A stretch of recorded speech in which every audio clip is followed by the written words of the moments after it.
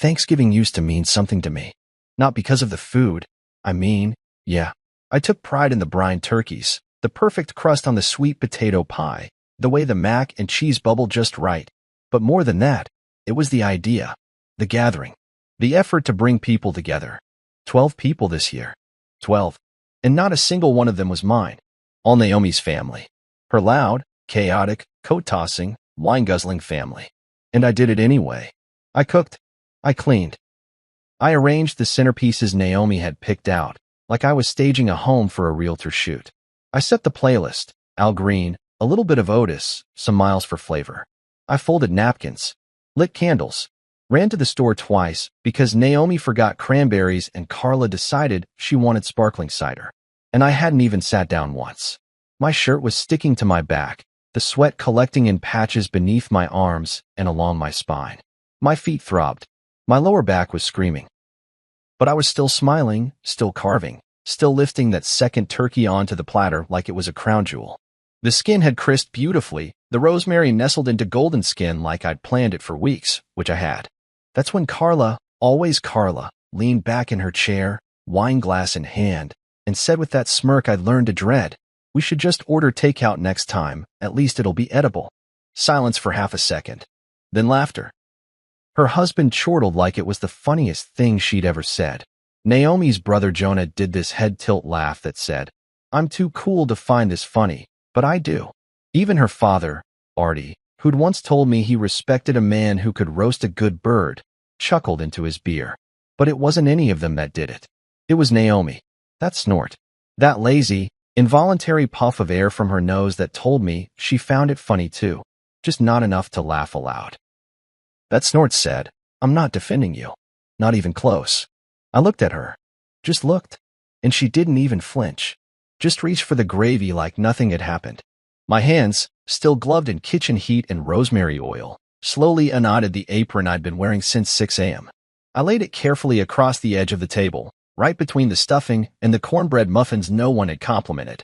Then I straightened up. My voice was quiet, steady. "Next time, you can all pay for takeout too, because I'm done." They laughed again. I don't think they even heard the shift in my voice. Carla waved a hand like I was a sitcom character delivering a punchline. "Oh, come on, Yuri. You know we love your little food experiments." Little food experiments. I once spent 8 hours learning to make her favorite smoked brisket from scratch, and now it was a little experiment.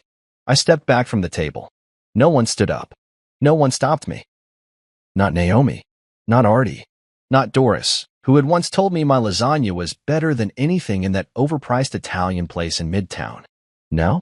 She was sipping white wine and scrolling through something on her phone. I walked out of the dining room like I was shedding layers of an old costume. The apron was the first to go, then the role of the cheerful host, then the peacekeeper, the guy who organized everything and held it together with post-it notes and perfectly brown dinner rolls. I didn't slam a door. I didn't throw a fit. I just left that room in the version of me who still cared about their approval. But in that moment, I realized something I hadn't wanted to admit for years. They didn't care. Not about the hours I poured into every gathering. Not about the recipes I tested or the wine pairings I memorized. Not even about me. I was a prop. A convenience. A guy who made things look good and run smooth. The caterer with a wedding ring. And Naomi. My wife, the woman I'd once slow danced with in our bare living room on our second Thanksgiving, was now just another voice at that table laughing when I was the punchline. That snort? That was the sound of 7 years of marriage cracking down the center. They thought it was a tantrum. A mood. They had no idea they'd just watched me hit the wall. That apron on the table? That wasn't a dramatic gesture. That was resignation. That was me putting down the weight I'd carried for way too long. I knew they wouldn't come check on me. I knew Naomi wouldn't even text. And I was right. What they didn't realize, and what I didn't fully admit until that moment, was that I wasn't angry. I was done. Done trying to earn space in a family that never gave me credit. Done with being the one who gave and gave while they took and laughed. That night didn't end in shouting or slamming doors. It ended with me, standing alone in the kitchen, glass of wine in hand, finally understanding just how alone I'd been for a long time. And the saddest part? I wasn't even surprised. I stood in the kitchen with the glass of wine in my hand, the weight of the stemware barely registering against the heavier weight in my chest. The voices from the dining room carried on like I hadn't just walked away. Carla was still talking, something about stuffing being a crime scene. Laughter followed. Then someone flipped the TV to the football game without asking. I heard the volume spike. Chairs shifted. Plates scraped. And not one person came to check on me. I leaned against the counter, letting the coolness of the marble press into my back. The kitchen still smelled of rosemary and butter, of cinnamon and roasted turkey. The food I had poured myself into. It was all sitting there, untouched by the people who supposedly loved me. I looked down at my apron folded neatly on the table, the very symbol of everything I had done to make this day meaningful. Now it just looked like a costume I'd outgrown. There were dishes piled high in the sink, whisks, roasting pans, casserole trays. It would take hours to clean it all. But I didn't move. I just sipped the wine. My fingers trembled slightly, not from rage, but from the exhaustion that follows being ignored long enough to believe you deserve it. I expected Naomi to come in, even if just to throw some passive-aggressive apology at me. Something like, Carla didn't mean it, or you're overreacting. But she didn't. She stayed out there. I could hear her voice, casual and relaxed, like nothing had happened. The woman who used to rub my shoulders after big family events, who once wrote a post-it that said best chef and best husband, had snorted at me like I was a joke. I finished the wine, didn't pour another. Just rinsed the glass, set it in the drying rack, and looked around at the war zone that used to be my sanctuary. The kitchen was mine, my domain, the one place I could control, create, take pride in. And yet here it was, trampled by laughter and indifference. The silence grew louder as the night went on. No one called my name. No one even peeked in to see if I was okay. The only moment of human contact came when someone, I think Artie, wandered in, opened the fridge, grabbed a beer, and walked out without a glance in my direction. Not a word, not even a grunt. Just opened, grabbed, left, like I was a ghost. I cleaned nothing. Not one pot. Not one plate. I went upstairs. Naomi was still downstairs laughing. I could hear her through the vents. Her laugh used to be my favorite sound. Now it was just a reminder of the distance between us. I lay on the bed fully dressed. Didn't even take my shoes off. The ceiling fan spun lazily overhead, each rotation slicing through the quiet in the room. I kept waiting for Naomi to come up, to ask me what was wrong, to say anything that would make me feel seen. She never did. When I heard the front door close behind the last guest, I thought maybe she'd come then. But it was almost an hour later when I heard her finally climb the stairs. Her footsteps were slow, careful, like she knew she should tread lightly. She walked into the bedroom without turning on the light. I kept my eyes closed. She paused for a moment. Then I heard the rustle of clothes, the click of her makeup drawer, the faucet running as she washed her face. No words, just the sounds of someone going about their night like nothing had happened. She got into bed and turned away from me. I opened my eyes. The ceiling stared back, blank and indifferent, just like the people who had eaten my food without gratitude, who had laughed at my effort like it was some game. I didn't cry. I didn't even sigh. I just laid there, feeling more alone than I had in years. The next morning, the kitchen was still a mess. Naomi walked in wearing one of my old hoodies like it was armor, holding her phone, hair tied up in a careless knot. She stood in the doorway for a moment, looking at the wreckage. Then she glanced at me.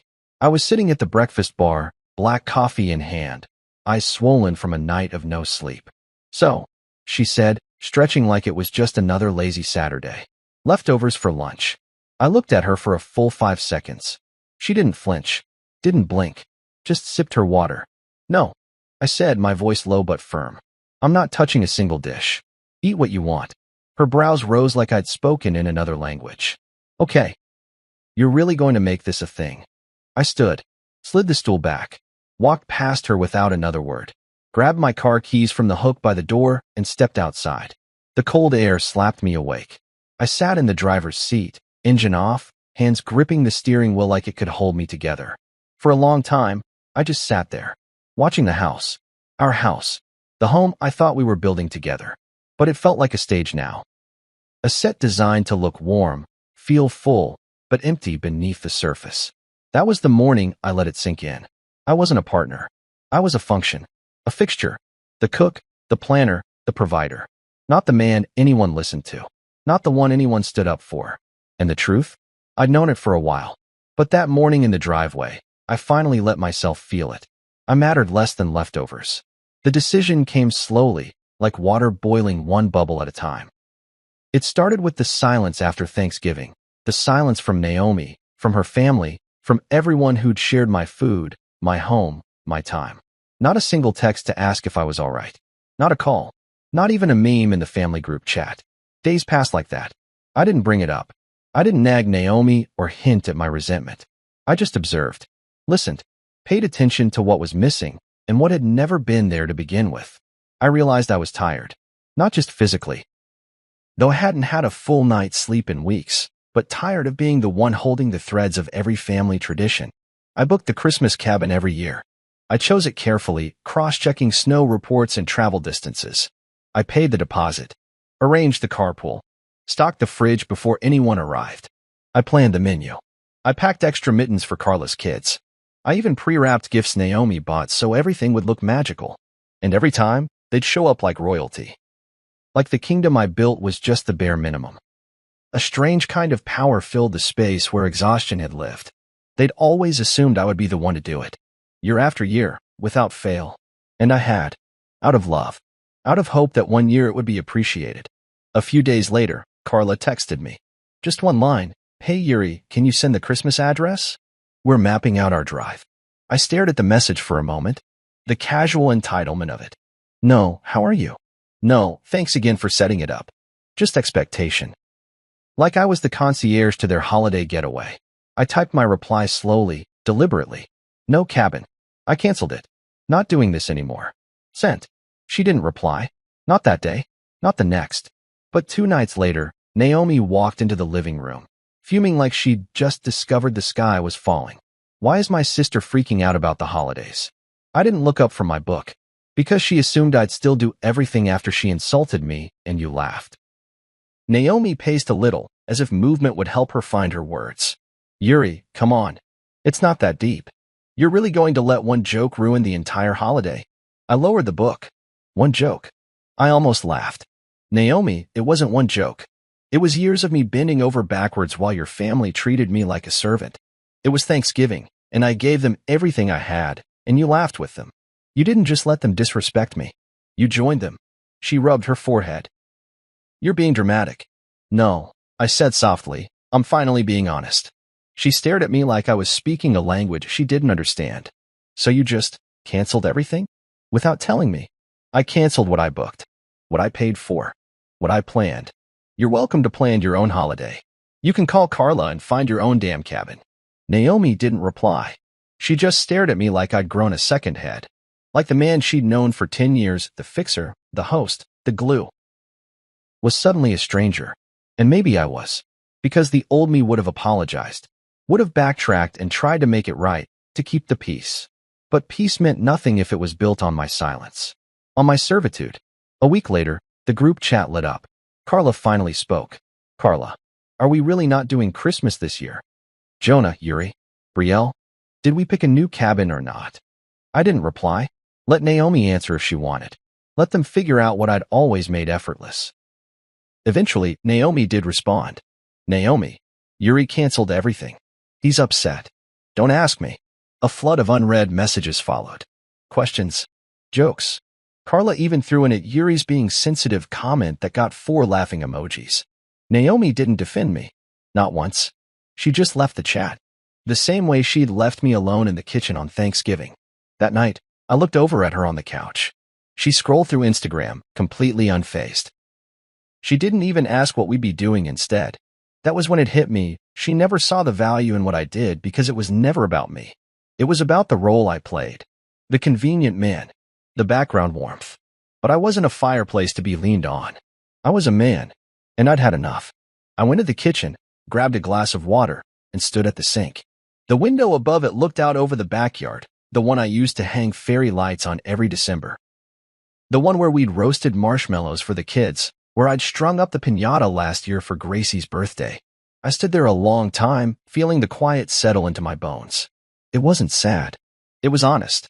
I had always been the planner. Now I was the one canceling. And for the first time in a long time, I didn't feel like the bad guy. I felt free. By the time December rolled around, the house felt like a hotel lobby after closing. Still standing, but empty in all the ways that mattered. Naomi walked through the days like she was waiting for someone to reboot the old rhythm. As if the lights, the music, the cabin in the woods would just appear on their own if she stayed still long enough. But I didn't move. I didn't fold to the quiet pressure. I didn't hang the lights we used every year or drag down the Christmas tree box from the attic. The house stayed bare. And Naomi? She noticed, but said nothing. The pine-scented candles remained unlit. No garlands framed the staircase. No matching pajamas for Christmas morning. No cinnamon apple cider simmering on the stove. No playlist humming the old Donny Hathaway or Stevie Wonder classics we always played. It was gone. All of it. Because I was the one who had done it. And I wasn't doing it anymore. One morning, Naomi walked into the living room holding a tangle of string lights in her hands like a peace offering.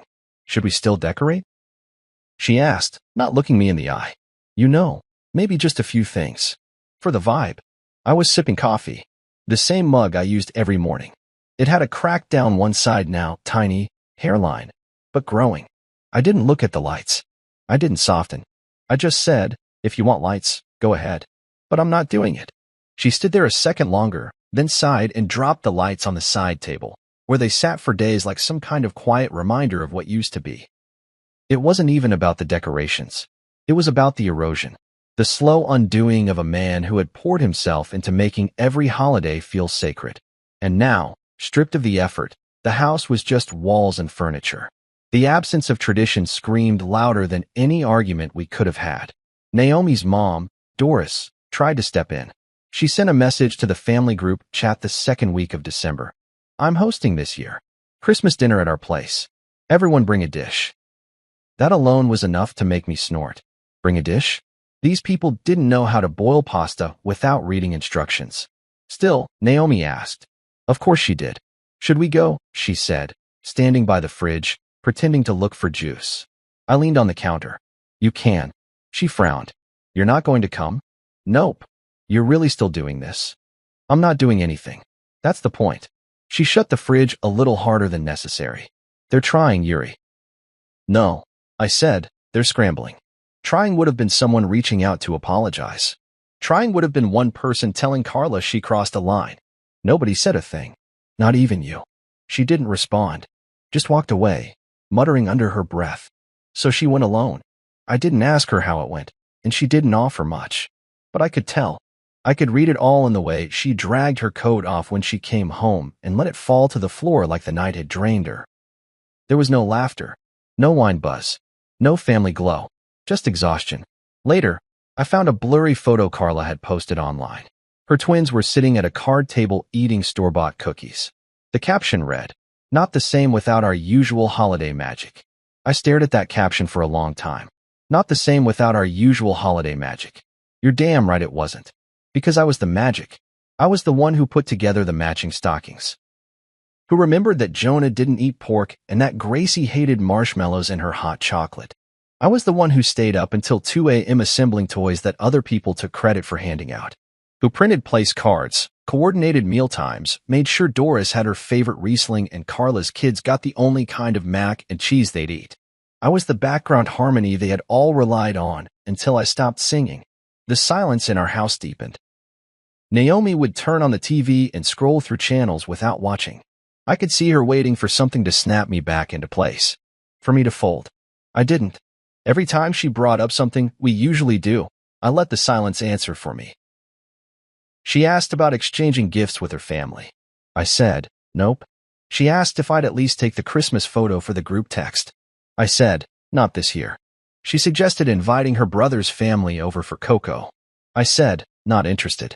Her patience began to fray, but she still didn't say what she really felt. She wasn't used to me withholding effort. And that was the problem. She'd grown so comfortable with me overextending that the absence of my effort felt like cruelty. I wasn't trying to be cruel. I was trying to breathe. Christmas morning came and went like any other Sunday. Naomi slept in. I made myself pancakes and watched the snow fall in silence. No gifts. No matching pajamas. No soundtrack. Just peace. Around noon, Naomi wandered into the kitchen, rubbing sleep from her eyes. This feels sad, she murmured, more to herself than me. I looked at her. It feels honest.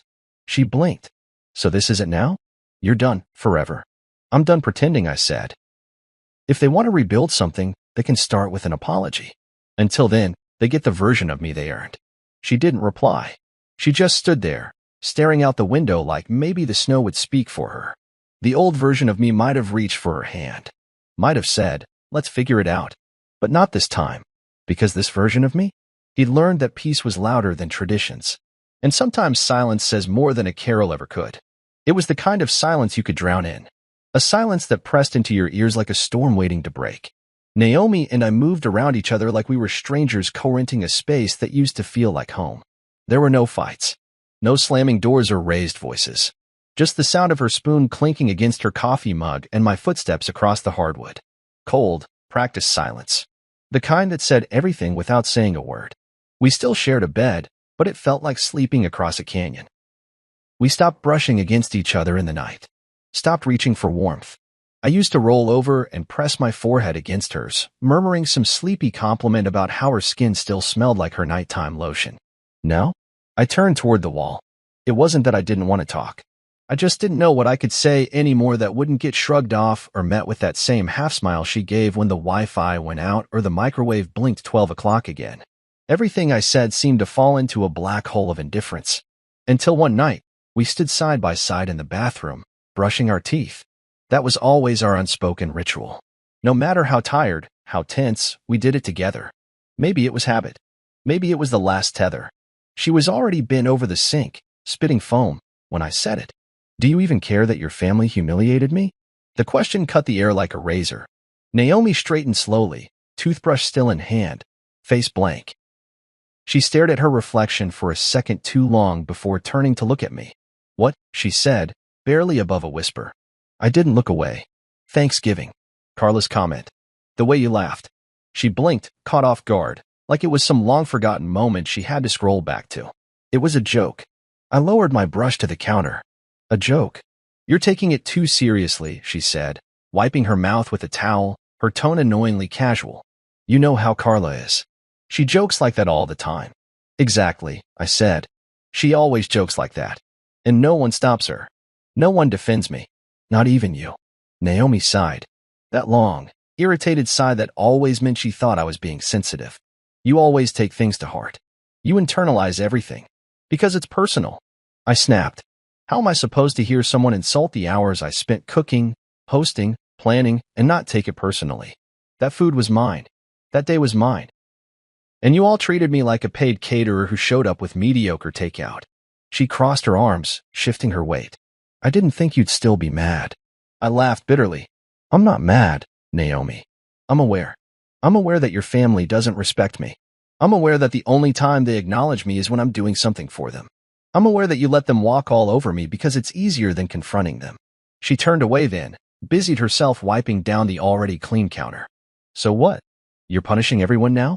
Canceling holidays, ignoring texts, acting like this martyr. My hands clenched at my sides. This isn't punishment. This is withdrawal. I'm not giving any more to people who don't value what I give. She opened the cabinet, grabbed her floss, and muttered, I think you're being a little dramatic. And that was it. That one sentence sucked the last breath of hope out of my lungs. I turned away from her and stared into the mirror. My reflection didn't look angry. It looked tired, hollowed out. Not from the labor of hosting or cooking, but from the years I'd spent trying to make a family out of people who never really saw me. And from a woman who used to stand beside me, defend me, and who now stood silent. You didn't cheat on me, I said, voice low, deliberate. But you betrayed me all the same. You left me alone in front of 12 people who laughed at me. And then you did nothing. Said nothing. Naomi froze, her mouth slightly open, the floss still between her fingers.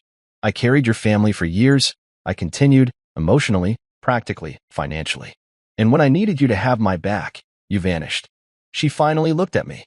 You're really going to let one bad night undo everything? It wasn't one night, I said. It was just the first time I realized I wasn't crazy for feeling like I mattered less in this house than the centerpiece on the table. There was nothing else to say. Not really. I rinsed my toothbrush, set it gently in the holder, and walked out. Naomi stayed behind, staring at the bathroom tiles like she hoped they'd give her an answer I couldn't. Back in bed, I laid still, my back to her as always. But this time, I didn't wonder if she'd turn toward me. I knew she wouldn't. And even if she did, it wouldn't mean what I needed it to mean. I didn't need her proximity. I needed her presence, her protection, her partnership. And now I knew. I'd been doing this alone for longer than I admitted. I'd been holding up a house made of traditions and rituals, but the foundation had always been one-sided effort. One man trying to build warmth while everyone else just enjoyed the fire. That night, I didn't dream. Just lay in the dark, eyes open, facing a truth I couldn't unsee. I wasn't married to someone who had my back. I was married to someone who found it easier to laugh with others than stand beside me. And that was worse than any insult. The invitation was digital, just a brightly colored image of balloons and confetti with Gracie's 14th birthday, plastered in bold font across the top. Carla sent it in the family group chat with a dozen exclamation points, tagging Naomi and adding, "Can't wait to see everyone." I stared at it from the couch, while Naomi sat across the room scrolling through something on her phone, not even glancing in my direction. She didn't ask if I planned to go. She knew the answer. I didn't reply to the invite. I didn't even acknowledge it. The day came and Naomi dressed like she was heading into battle. Jeans, sneakers, hoodie pulled over her head. She didn't say goodbye when she left. Just grabbed her keys and mumbled something about traffic. The door clicked shut and I sat in the quiet, sunlight slanting through the blinds, the silence as familiar now as the creak in the hallway floor. An hour later, I got a text. "Naomi, they asked where you were. I told them you were still mad." I stared at it, thumbs hovering over the keyboard, then set the phone down without responding. I wasn't mad. I was done. Done showing up for people who only noticed me when I wasn't there. Done being the dependable man who made everything run smoothly while they made jokes at my expense.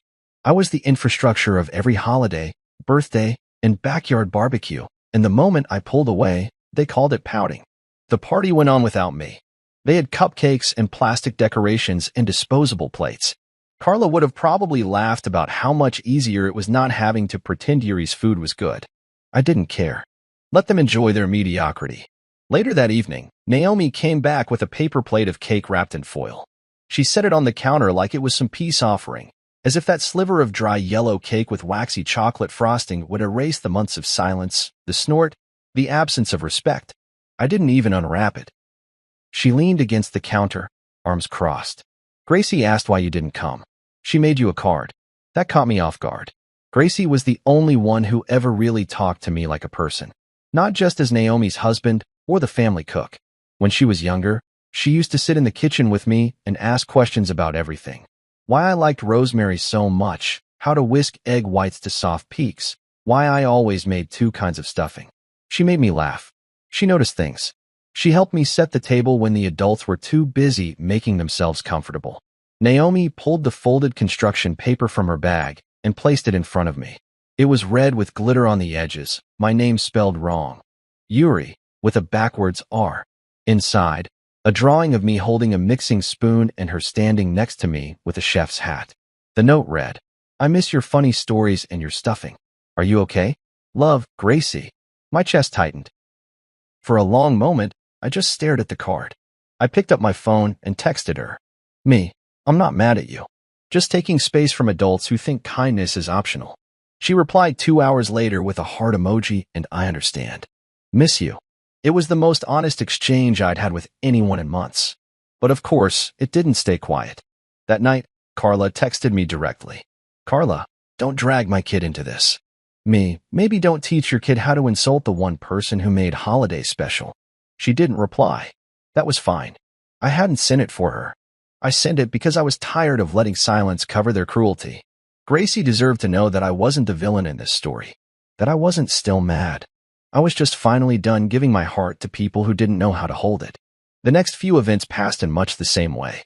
Jonah's game night? I didn't go. Aunt Marion's retirement dinner? Naomi went alone. I stopped pretending to be part of a family that made me feel like a tolerated extra. Naomi noticed, of course. But instead of asking how I felt, she asked why I was making it a thing. As if the act of reclaiming my dignity was some new hobby I'd picked up to spite her.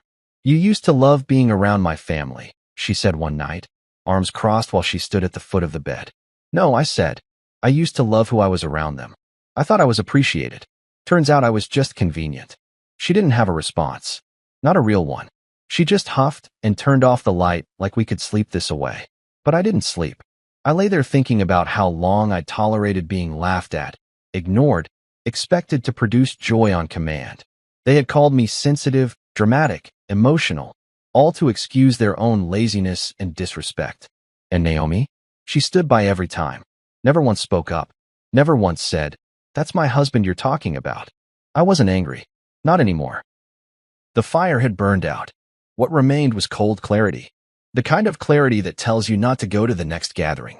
That tells you your absence is louder than your presence ever was. I stopped showing up. And not just to the events, but to the role.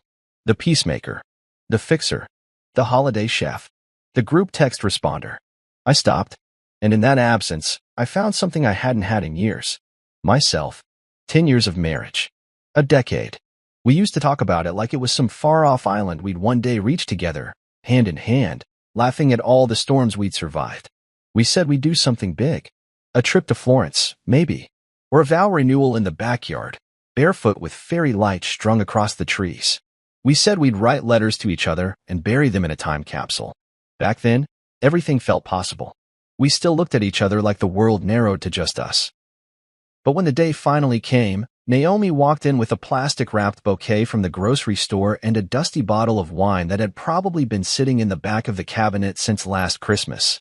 "Happy anniversary," she said, placing them on the kitchen island like it was a lunch order and not the commemoration of a life we'd built, or tried to build, together. I stood there, my hands in the sink, washing a plate that wasn't even mine. I stared at the bouquet. Cheap carnations, wilted roses, the kind that scream last-minute effort. The kind of flowers you grab because you have to, not because you want to. "This is what 10 years means to you?" I asked quietly, wiping my hands on a dish towel. Naomi blinked, confused. "What do you mean?" "I mean this," I said, gesturing at the bottle, the flowers, the entire hollow gesture. This half-hearted, convenience store apology disguised as celebration. She bristled, arms crossing. "You've been cold since Thanksgiving."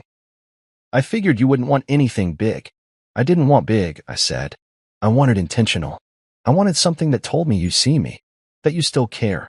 She rolled her eyes. "Here we go. Is this about Carla again?" I let out a bitter laugh. "It's never just about Carla. God, do you really think that night was the origin of all this? That's when you started acting like I'm the enemy." "No, Naomi," I said, my voice rising now, not in anger, but in disbelief. "That's when I stopped lying to myself about what I am to you. I've been the cook, the planner, the provider, the joke. And you let them laugh. You snorted like it was funny. Like I was some sitcom husband who burned the turkey and deserved it." She looked away, like the tiles on the floor suddenly held more interest. "I didn't mean it like that." "But you meant it," I said. "You didn't stop them. You didn't stand up. And for 10 years, I've let it go. I've swallowed every backhanded compliment, every silent dismissal, every empty thank you. But I'm done choking on my own effort." Naomi sat down at the bar stool, exhaling like she was tired of having this conversation. Like it was some rerun she didn't want to watch again. It was one joke. "No," I said firmly. "The joke was thinking I'd keep sacrificing my peace for people who treat me like a convenience. Including you." She flinched at that. Not enough to apologize. Just enough to look away. "Do you know how many anniversaries I planned?" I continued. "The reservation at Lou Pecci in year 2? The rooftop dinner in year 5? The hand-painted memory jar in year 7? Do you remember those?" She stayed silent. "I didn't do those things because they were easy. I did them because I wanted you to feel loved. Because I thought we were building something together. But now, all I see is a partnership built on imbalance. I gave. You received. I showed up. You coasted." "That's not fair," she whispered. "What's not fair is standing in front of someone who used to be my best friend and realizing she doesn't know how to fight for me." Naomi stood then, her voice tight. "You've been emotionally unavailable for months, Yuri. You canceled everything. You've checked out of every gathering. You're always somewhere else." "I'm somewhere else because here doesn't feel like home anymore," I replied. "I've been trying to survive in a space that doesn't nurture me. And this." I gestured toward the sad bouquet and unopened wine. "This just confirmed it." She looked like she wanted to say something, like there were words trapped behind her lips that might save us. But she said nothing. I grabbed my coat and keys. "I'm going for a walk," I said. "Don't wait up." The night air slapped me awake. It was cold, sharp with the scent of wood smoke and damp leaves. I walked aimlessly, hands shoved in my pockets, the ache in my chest heavier than I expected. I thought the fight might offer release. It didn't. It just made everything clearer. We'd stopped being we a long time ago. Somewhere between the laughter at my expense and the silence that followed, the bridge between us crumbled. And now, standing in the aftermath, I couldn't see a way back. When I returned an hour later, the lights were off. The wine was still unopened. The flowers still sat on the counter, their stems leaning sideways in the plastic wrap, unloved. I didn't sleep in our bed that night. I went to the guest room, laid down fully dressed, and stared at the ceiling. 10 years. And this was what it came to. I didn't cry. I didn't rage. I just felt the slow, cold settling of reality, the kind that tells you the person beside you isn't holding your hand anymore. They're holding on to routine. And I was holding on to myself. By May, even the group chat felt like a haunted house. Once a vibrant space of chaos, and chaos masked as joy. Memes, food polls, logistics, passive-aggressive, who's bringing what was now a quiet echo chamber. It was called the Holt Family Circus. I named it myself 3 years ago, back when I still believed in the idea that families were messy and loud, but ultimately worth the trouble. Back when I thought if I planned hard enough, cooked well enough, gave generously enough, they'd come to love me like I was one of their own. Now, the only noise in the group was Carla, trying to salvage the ghost of something I no longer wanted to revive. Carla, anyone hosting for July 4th? 2 hours passed. Nothing. Carla again. We could, but I'm not doing all the work. Still silence. Eventually, Naomi's cousin Brielle replied, short and honest. Brielle, honestly, not up for it this year. It's just not the same. I took a screenshot. Not for revenge. Just for proof. Proof that when I stopped moving, the whole machine stopped turning. I wasn't the accessory to their holidays. I was the engine. I'd always been the one behind the scenes, smoothing wrinkles, filling coolers, lighting the citronella candles, laughing at jokes that stung just to keep the mood light. They had confused my service for simplicity, my warmth for weakness. And now, they didn't know how to gather without me. A few days later, I ran into Carla at the grocery store. I was in the frozen foods aisle, grabbing a pint of pistachio ice cream, something Naomi hated, but I'd recently rediscovered I loved. Carla blocked the aisle with her cart, her expression a weird mix of forced casual and fragile diplomacy. Yuri, she said with a practiced smile, like we were actors in a scene we'd rehearsed. Been a minute. Has it? I said, not slowing down. She shifted slightly, wheeling her cart in closer like this was going to be a chat. The family misses you. I stopped, met her gaze, and said it slowly. You weren't walking on eggshells. You were throwing them. Carla's smile faltered. You laughed at me, insulted the meal I stayed up half the night prepping, then acted surprised when I walked away from the table. And now? You missed the magic without ever respecting the magician. Yuri, she started. But I wasn't finished. I was never part of the family. I was the free labor. She blinked, caught off guard by the finality in my voice.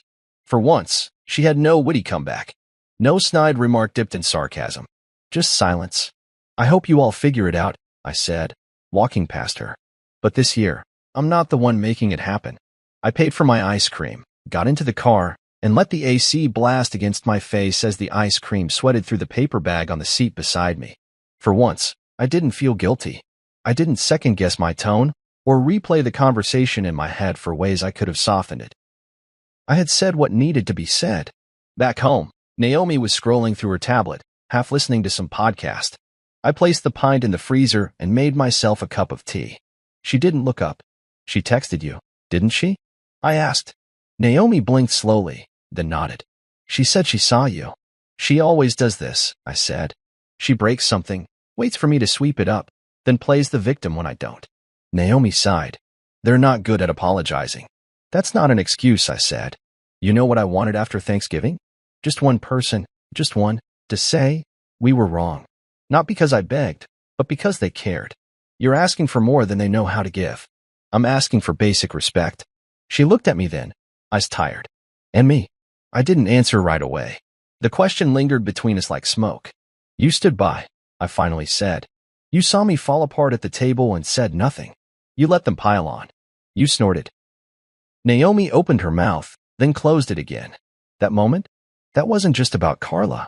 That was about realizing I'd built every holiday, every tradition, every memory with people who wouldn't lift a finger for me.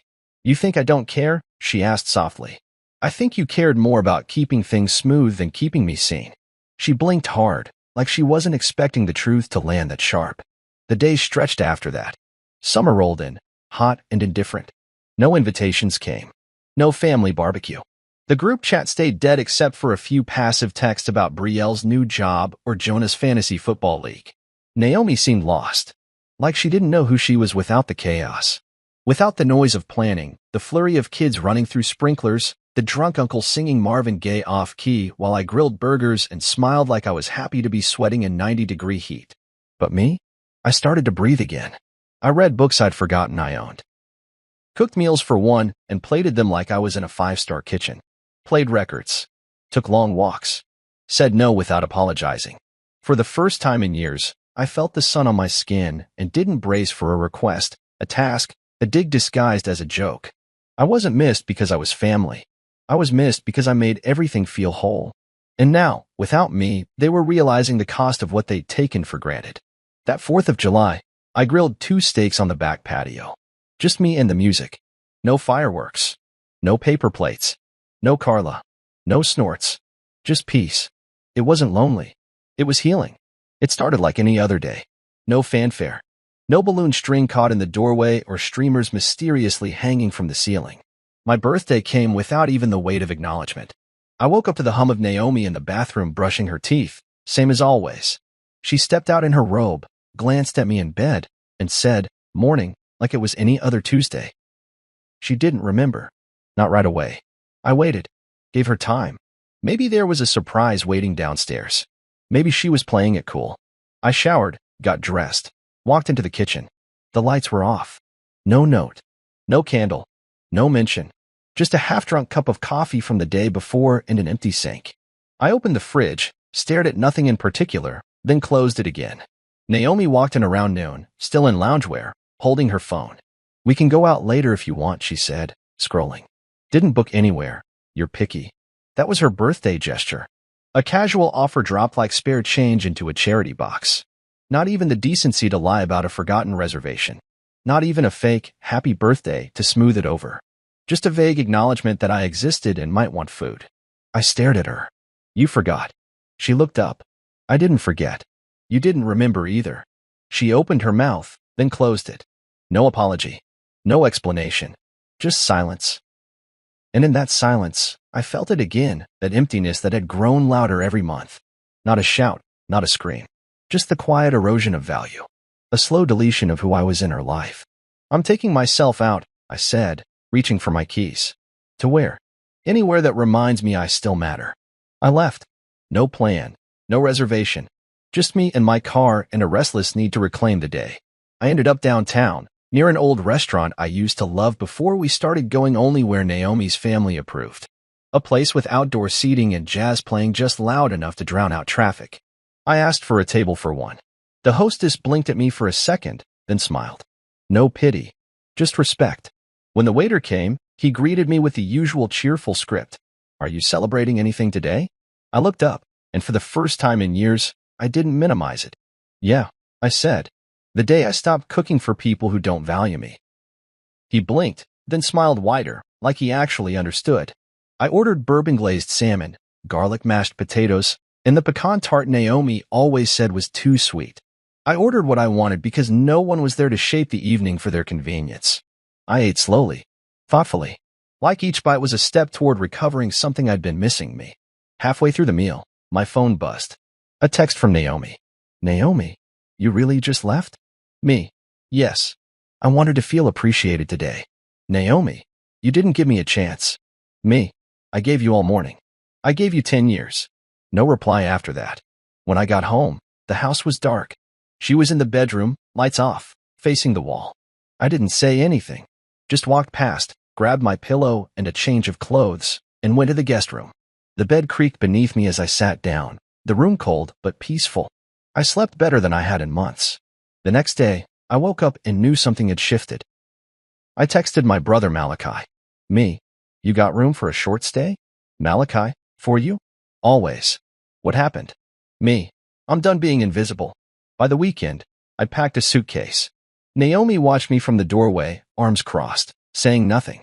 Her eyes were rimmed red, but she didn't cry. She didn't ask me to stay. And that hurt more than I expected.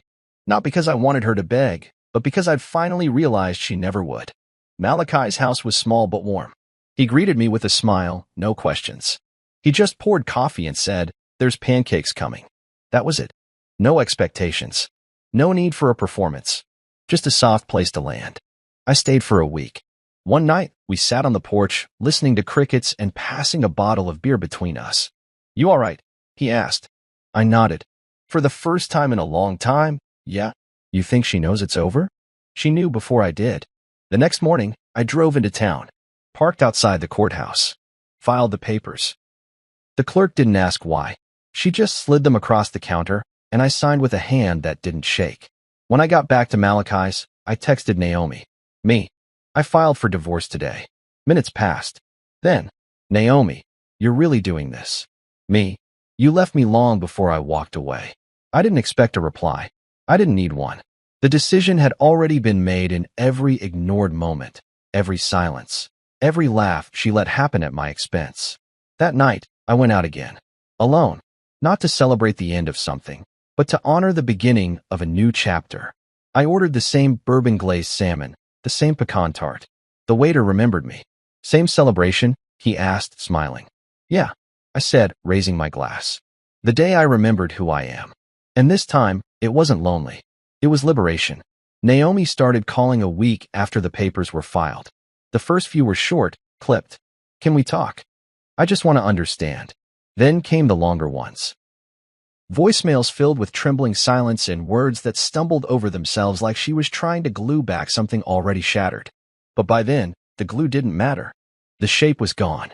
The weight of 10 years of effort, of unspoken wounds and swallowed pride, had already been lifted from my chest. And I wasn't interested in carrying it again. Then her mother Doris reached out. The same woman who had once called my lasagna restaurant quality now left me a voicemail that began with, "Yuri, we're all just really surprised," and ended with, "Don't let one comment destroy the family." One comment. As if I hadn't been peeling myself off the floor of their disrespect for years. As if it hadn't been a slow starvation of being seen. I didn't call back. The emails started next. Carla wrote one that looked like it belonged in a PR crisis folder. If I said something hurtful, I apologize. I didn't mean it personally. You know how I joke. It's how I connect. That wasn't an apology, it was a deflection. If she had truly meant it, she would have said sorry when she saw the way her words gutted me, not after the consequences finally reached her doorstep. Jonas sent a meme. A damn meme. Some cartoon with a sad puppy and the words, "Family is forever, even when we fight." I deleted it before the punchline finished loading. No one asked what they could have done differently. No one said, "I see it now. I see how we treated you." They just wanted me to put the apron back on and serve the next round of forgiveness. But the kitchen was closed. Permanently. Naomi's final message came the night before Thanksgiving. A text this time, simple, direct. "Naomi, Carla's hosting tomorrow. She really hopes you'll come. I hope you will too." I didn't reply. The next day, while Carla's house filled with store-bought sides and paper-thin smiles, I stood in my own kitchen, sleeves rolled up, hands covered in flour. The radio played quietly. Jazz, mostly, something easy and alive. A single turkey breast rested in the oven, perfectly brined. Garlic roasted slow in a pan nearby. Red-skinned potatoes simmered on the stove. A bourbon glaze bubbled beside them, thick and golden. The pie, a simple apple crisp, no fanfare, cooled on the counter next to a tall glass of Pinot. There was no crowd. No coats on my reading chair. No noise or laughter. Just peace. Intentional, deliberate peace. I set the table for one. Cloth napkin. My favorite plate. A fork that didn't clink against someone else's wine glass or wait for approval. I sat down, poured the wine, and whispered a simple grace. Not to the heavens, but to myself. For the strength to stop chasing what wasn't mine. For the courage to sit alone instead of being laughed at in a crowd. For the freedom to eat in peace. That first bite was more than turkey. It was reclamation. It was a reminder that love isn't measured by what you endure, but by what you refuse to tolerate. After the meal, I opened social media out of habit. Carla had posted a photo, her sitting alone on a fold-out chair with a mismatched plate on her lap. Her caption read, "Some people ruin everything." I stared at it for a full minute, then smiled. No, Carla. I didn't ruin anything. I just stopped performing. I stopped making it easy for everyone to ignore the labor it took to make holidays feel special. I stopped being the unpaid concierge of a family that thought they were guests in a hotel I managed. They missed me, but they didn't miss me. They missed what I did. That year, no one recreated the warmth I used to manufacture. The barbecues were limp. The Christmas party was canceled. The group chat remained a graveyard because they had depended on me to be their spark and assumed the spark came with a lifetime subscription. They never realized it was optional, that I was optional. And once I knew that too, I could finally walk away. Later that night, Malachi came by with a six-pack and a grin. Still alive? He asked, kicking off his boots. Thriving, I said, handing him a plate I'd kept warm. Turkey, garlic potatoes, and bourbon glaze. He whistled. Better than anything I ever ate over there. I know. He sat across from me, cracked open a beer. You regret it? Not for a second. He nodded, chewing slowly. They ever say sorry? I chuckled. Not really. They want things to go back. But I don't. Good, he said, raising his bottle. To not going back. We clinked bottles, and I felt something settle in my chest. Not pain. Not grief. Just calm. Like a wound that had finally closed. Naomi never did send another message after that holiday. She signed the papers in December.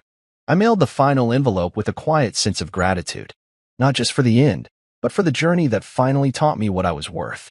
By the next Thanksgiving, I hosted again, but for people who saw me. Friends. Neighbors. Malachi and his girlfriend. A kid from the bookstore who had no family in town. We laughed. We ate. No one snorted at my food. No one mocked the centerpiece.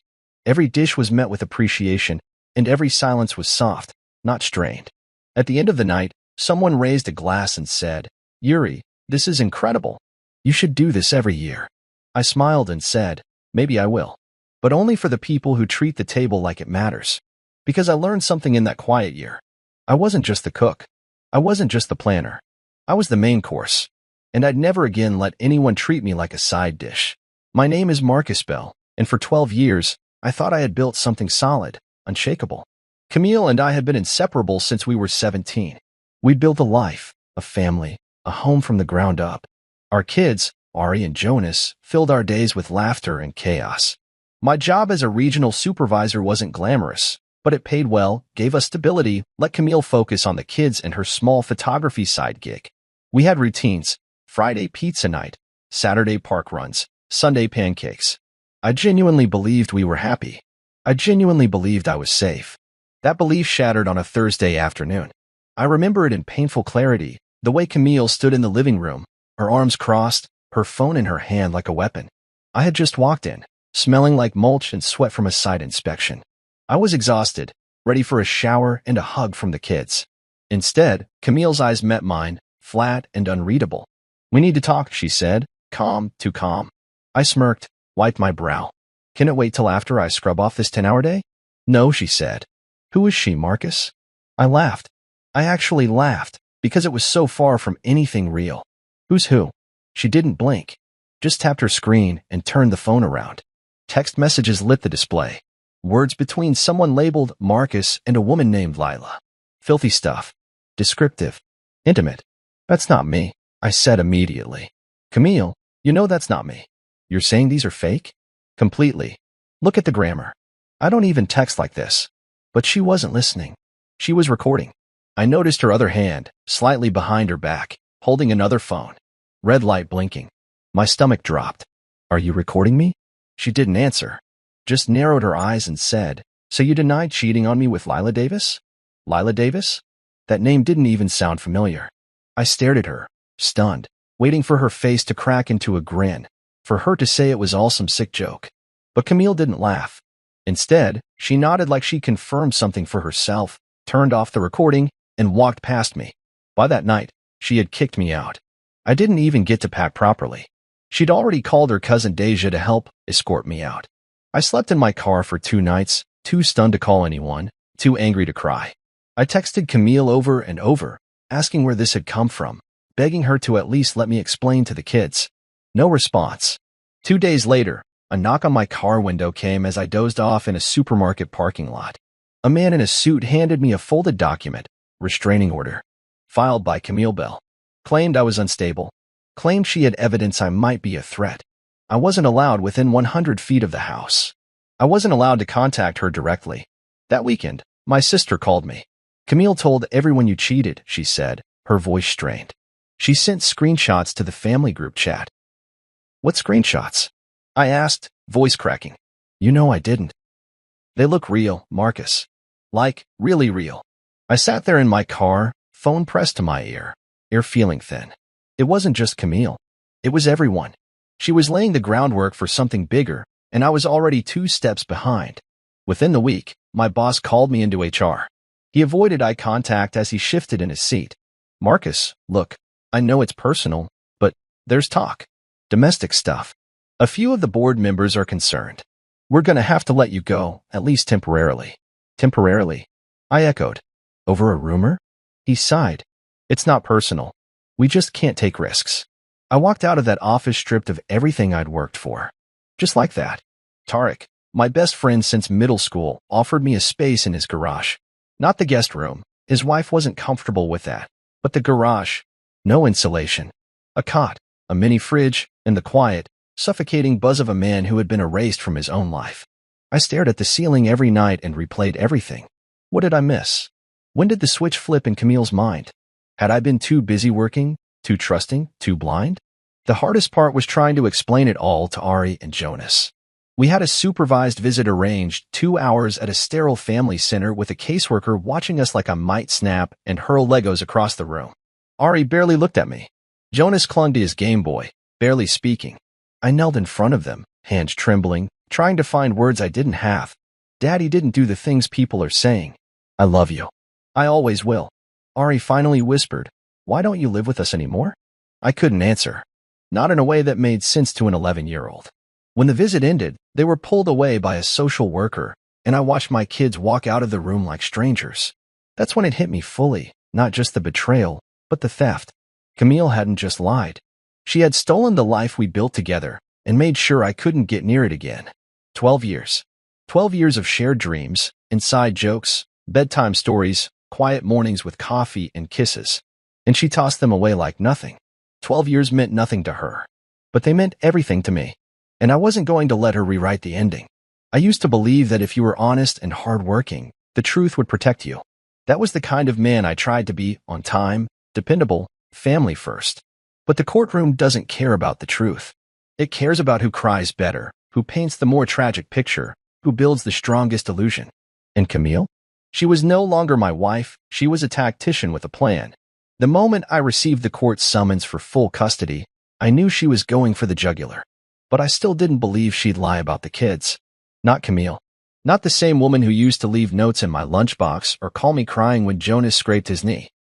I told myself maybe this was just a tactic, just something to push me into settling fast.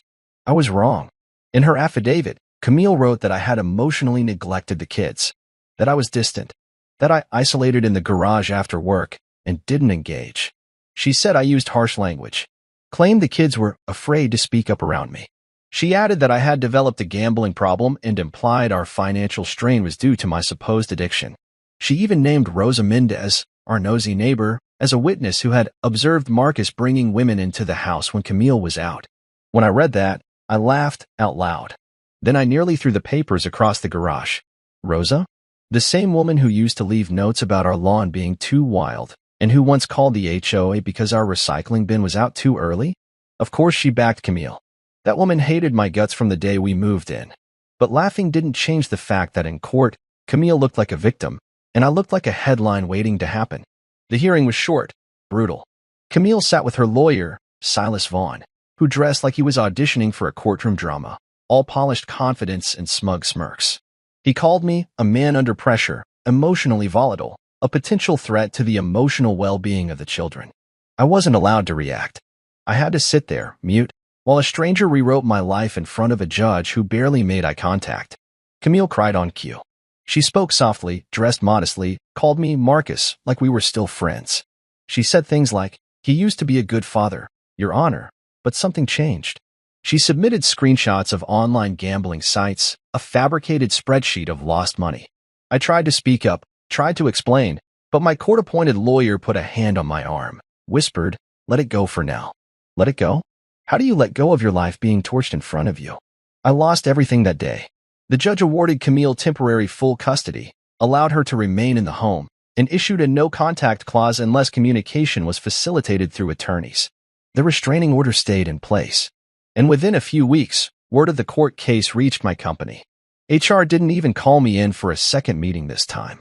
Just a cold email. In light of recent developments, we are terminating your employment effective immediately. Apparently, someone had forwarded the custody hearing transcript to my regional director.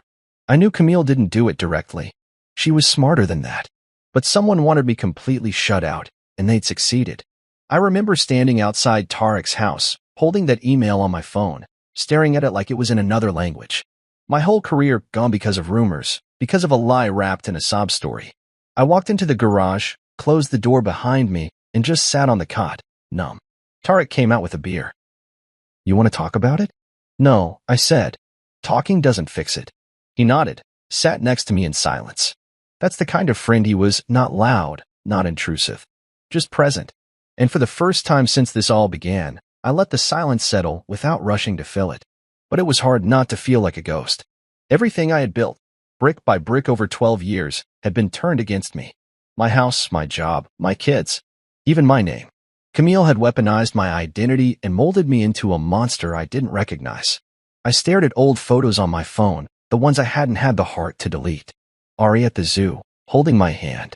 Jonas asleep in my lap during a movie. Camille with flour on her nose, baking cookies while dancing to Whitney Houston in the kitchen. Were all those moments real? Or had she been pretending this whole time? I kept replaying everything, hunting for the moment it all turned. Was it something I said? Did? Was she always capable of this? Or had she changed somewhere along the way, and I was too blind, too trusting to notice? It didn't matter now. The walls had collapsed, and I was standing in the wreckage. But there was something stubborn in me that refused to go quiet. A flicker, maybe. A grit in my chest that whispered, "This isn't the end." Camille might have torn the foundation apart. She might have won the first round. But the house wasn't the man. The job wasn't the father. And the courtroom wasn't the final say. She took my life. I would build another. And this time, I'd make damn sure it couldn't be burned down again. Rock bottom doesn't come all at once. It arrives in pieces. A slow, bitter unraveling. I used to think losing the house, the job, and custody was the lowest I could sink. But rock bottom is quieter than you think. It's waking up on a cot in someone else's garage with your breath visible because there's no insulation. It's checking your phone for messages you know won't come. It's realizing you've been erased from your children's daily lives like a smudge wiped clean from a glass frame. The first few weeks after the court ruling were a blur of court dates, cold showers, and odd jobs.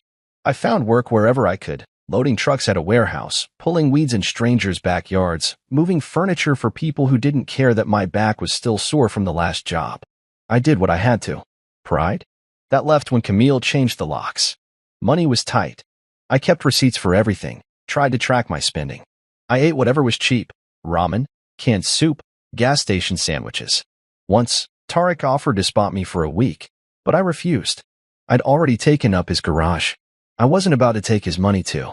I still had some dignity, though it clung by a thread. The supervised visits with Ari and Jonas were the only things that mattered. And even those were rationed like wartime supplies, just 2 visits in 6 months. I remember every second of those hours like they were gold. Ari had grown taller, and Jonas's front teeth were gone. They looked older, more distant. Like I was someone they'd seen in a dream once, blurry and unreliable. They didn't run into my arms. They didn't call me Dad, with that spark in their eyes. They sat stiffly on the opposite side of a brightly colored table, the caseworker sitting nearby with a clipboard. I brought them little gifts, a puzzle Jonas had loved once, a drawing set for Ari. They smiled politely, but their eyes stayed cautious. "Mom says you're sick," Jonas whispered once. My heart cracked. "Sick how?" I asked. "She says you don't know how to love us right." I swallowed so hard it hurt. "That's not true, buddy." He looked down, coloring in quiet lines. Ari didn't say anything for the rest of the visit. I walked out of the center that day with my fist clenched and my jaw locked so tight I gave myself a headache. Camille wasn't just keeping them from me, she was rewriting who I was in their minds. And I didn't know how to stop her. I tried to fight back. I scraped together enough money for a lawyer, well, technically, a court-appointed one. He showed up late to every hearing, flipped through my case file like it was homework he'd forgotten to do, and once even called me Michael in court. Camille's lawyer, Silas Vaughn, ripped me to shreds with a smile. He knew how to frame every weakness as a character flaw. Every delay in paperwork? Irresponsible. Every emotional plea? Manipulative. The man was a cobra with a license to practice law. And Camille? She sat in court with tears that always arrived on time. She wore soft sweaters, her hair pulled back in a way that made her look fragile. The court bought it every time.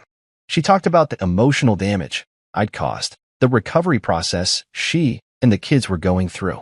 I wanted to scream, but screaming would only prove their point. So I started therapy. Not because a judge told me to, but because I was drowning. I found a low-cost clinic that offered sessions on a sliding scale. The first time I sat across from Dr. Pinner, I didn't say a word for 10 minutes. I just stared at a dying plant on the windowsill and clenched my jaw. When I finally spoke, it wasn't eloquent. I don't know who I am anymore, I said. Everything I built is gone. She didn't offer cheap comfort. She just nodded and said, then let's find out who you are now. I started journaling, writing letters to Ari and Jonas I'd never sent, pouring my rage onto the page. I filled notebooks with every memory, every injustice, every silent scream. It didn't fix anything, but it gave me something to hold on to. At night, I'd head to a park near the edge of town, find the empty basketball court, and hit a punching bag I'd hung from the hoop. I boxed until my arms went numb. I didn't know if I was training or just trying to feel something besides helplessness.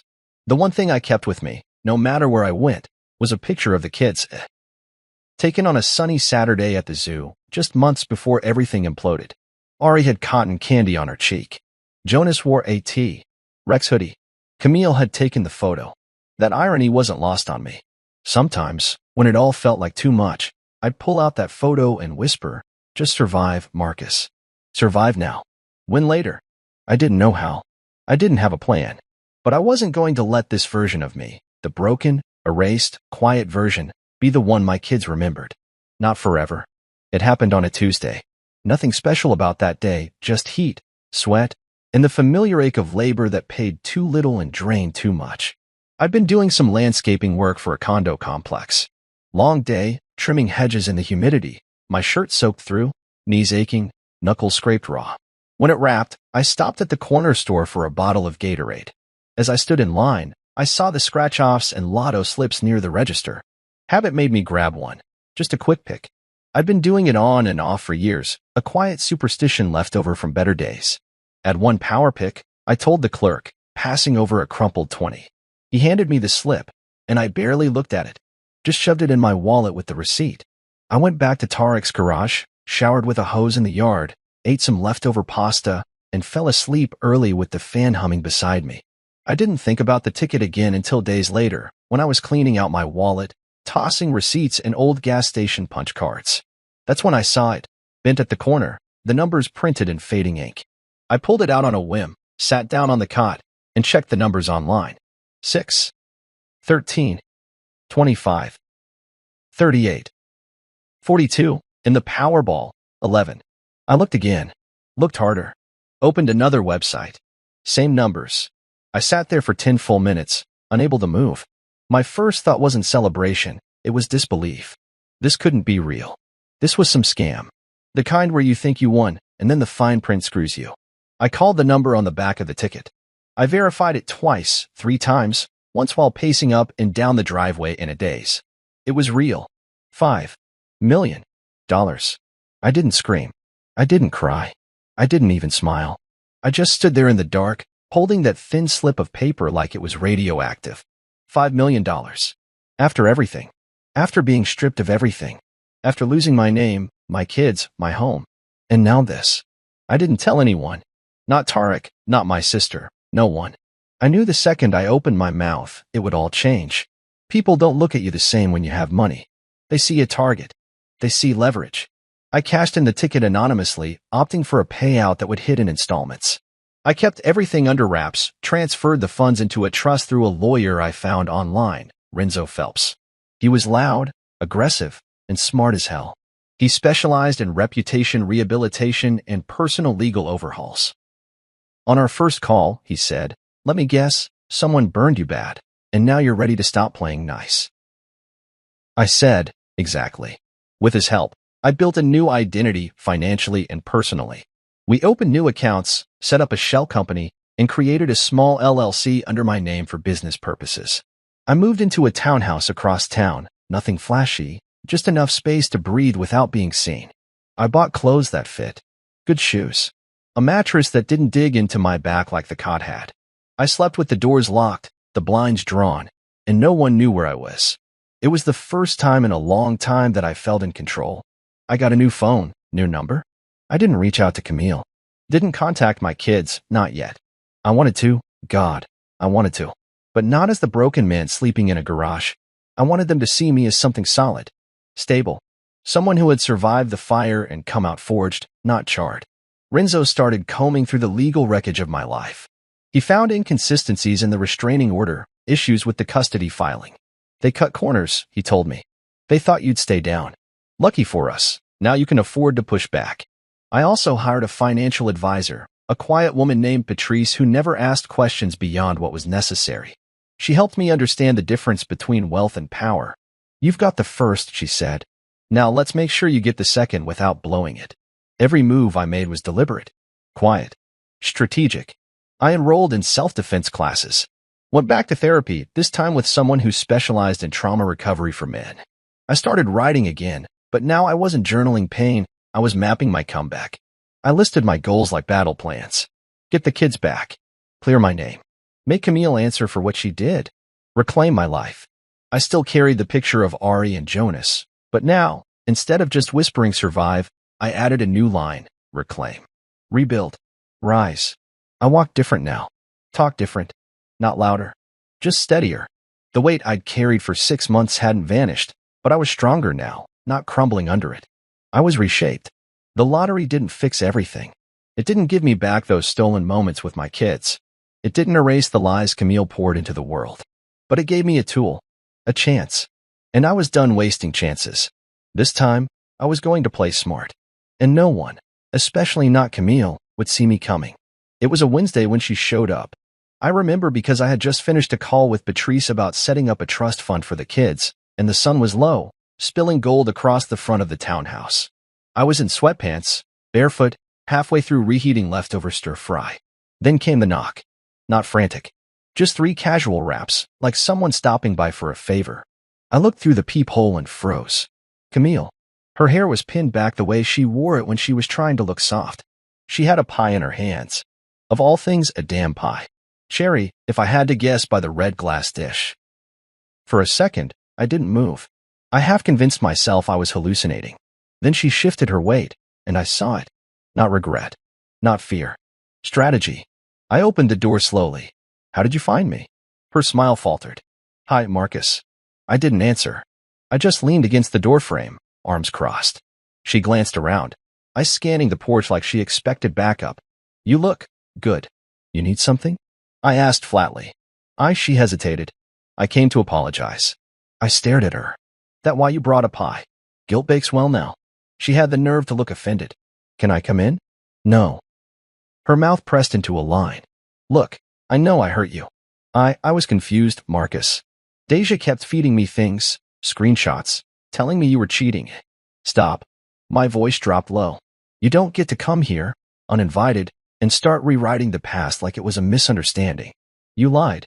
You destroyed me. That wasn't confusion, Camille. That was war. Her hands trembled around the pie dish. I was scared. I thought I was protecting the kids. I thought. Protecting them from what? A father who tucked them in every night? Who worked 60-hour weeks to keep the lights on while you played freelance photographer in yoga pants and avocado toast? Save it. She looked stunned.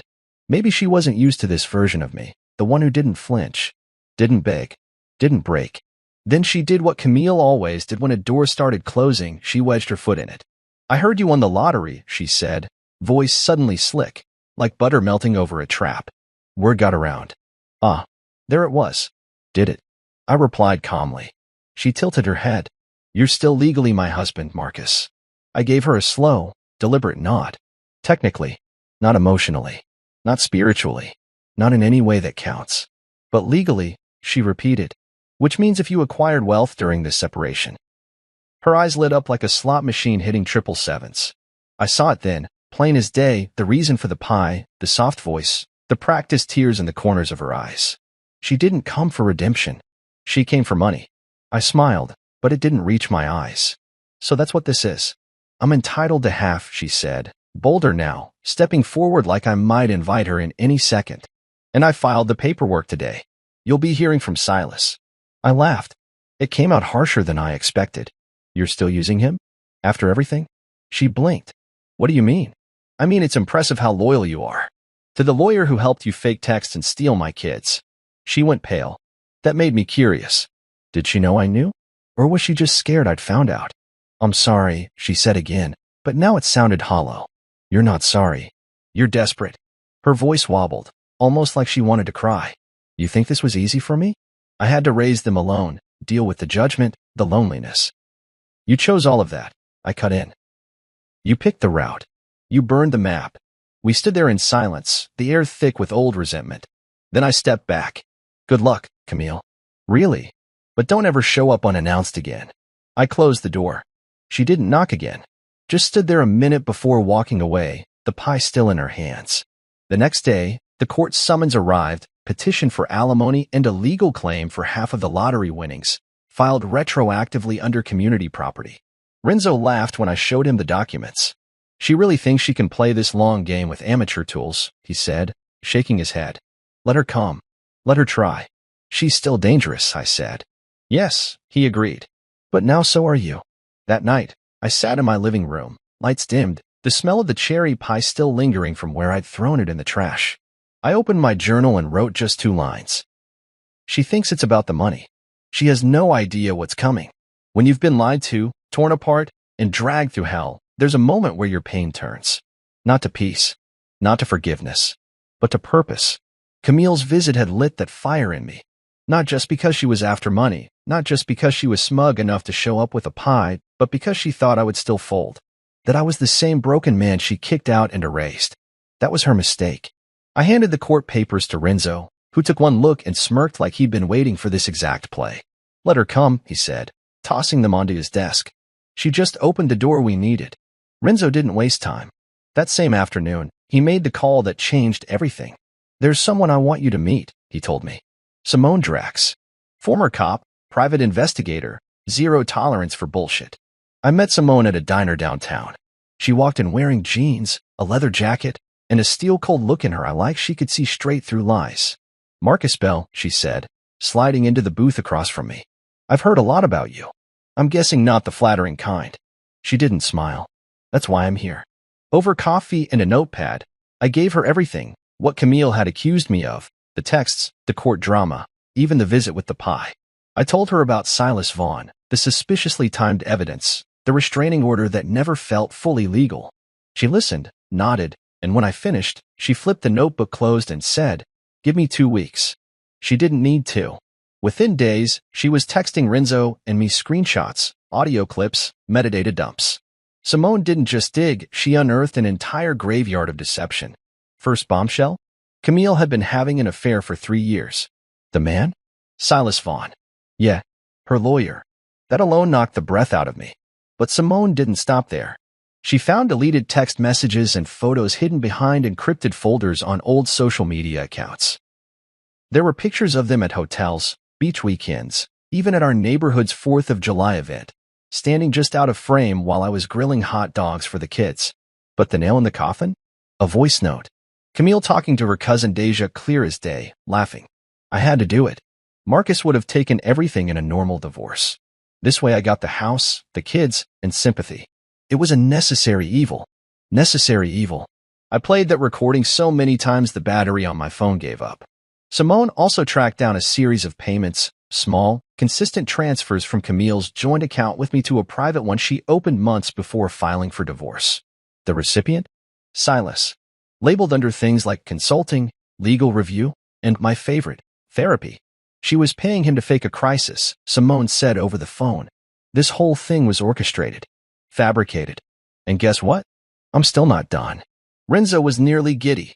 This is gold, he said, sifting through the files like a man unwrapping a treasure chest. We've got criminal fraud, legal malpractice, perjury. Hell, we could charge for emotional damages at this point. But I didn't care about revenge, not really. What I wanted was justice. I wanted to clear my name, to show Ari and Jonas that their father wasn't the monster Camille made me out to be, that I had never walked away. I'd been pushed out. Still, I couldn't deny the deep, burning satisfaction that came with each new piece of evidence Simone uncovered. For months, I lived with the weight of a narrative I hadn't written. Now, finally, I had proof it was fiction. And we weren't done yet. Simone found more, deleted messages between Camille and Deja where they joked about milking Marcus dry, about how easy it was to manipulate the system. Camille had even saved drafts of fake messages she never sent, just in case she needed to manufacture more proof. Screenshots of Silas coaching her on how to cry on the stand. It was all there, in black and white. I sat with Renzo in his office, the table littered with printouts, a whiteboard behind him filled with names, dates, and arrows. "This is your redemption arc," he said. "They built their castle on sand, Marcus. You built your comeback on stone. What happens next?" I asked. Renzo leaned back, laced his fingers. "We file motions. We go back to court. But this time, we're not on defense." I looked down at a photo Simone had printed, Camille and Silas kissing in a hotel lobby. She looked happy, carefree, like none of this had consequences. I traced my finger over the image and said quietly, "It's time she learned what consequences feel like." I left the office that day with a thumb drive full of evidence and a fire in my chest I hadn't felt in years. Not rage, not grief, power. For the first time since this nightmare began, I wasn't surviving anymore. I was fighting back. Courtrooms are funny places. Cold, sterile, but always full of heat. Not from temperature. No, it's from tension, pride, and the weight of everything people carry in under their clothes and behind their eyes. I walked in that morning not as the man Camille had tried to destroy, but as the man who had survived it. The man with proof. The man with a team. Renzo adjusted his tie beside me like he was preparing for war, which in truth, he was.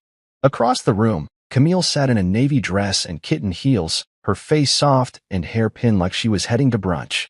And beside her, like always, was Silas Vaughn's suit crisp, expression smug, as if the months of deceit we had uncovered were a minor inconvenience, not a crumbling fortress.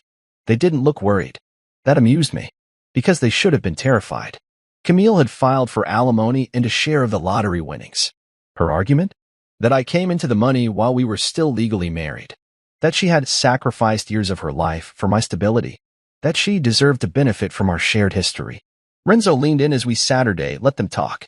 When it's our turn, we gut the whole operation. The judge entered stern, no nonsense. I watched her eyes dart between the players in the room.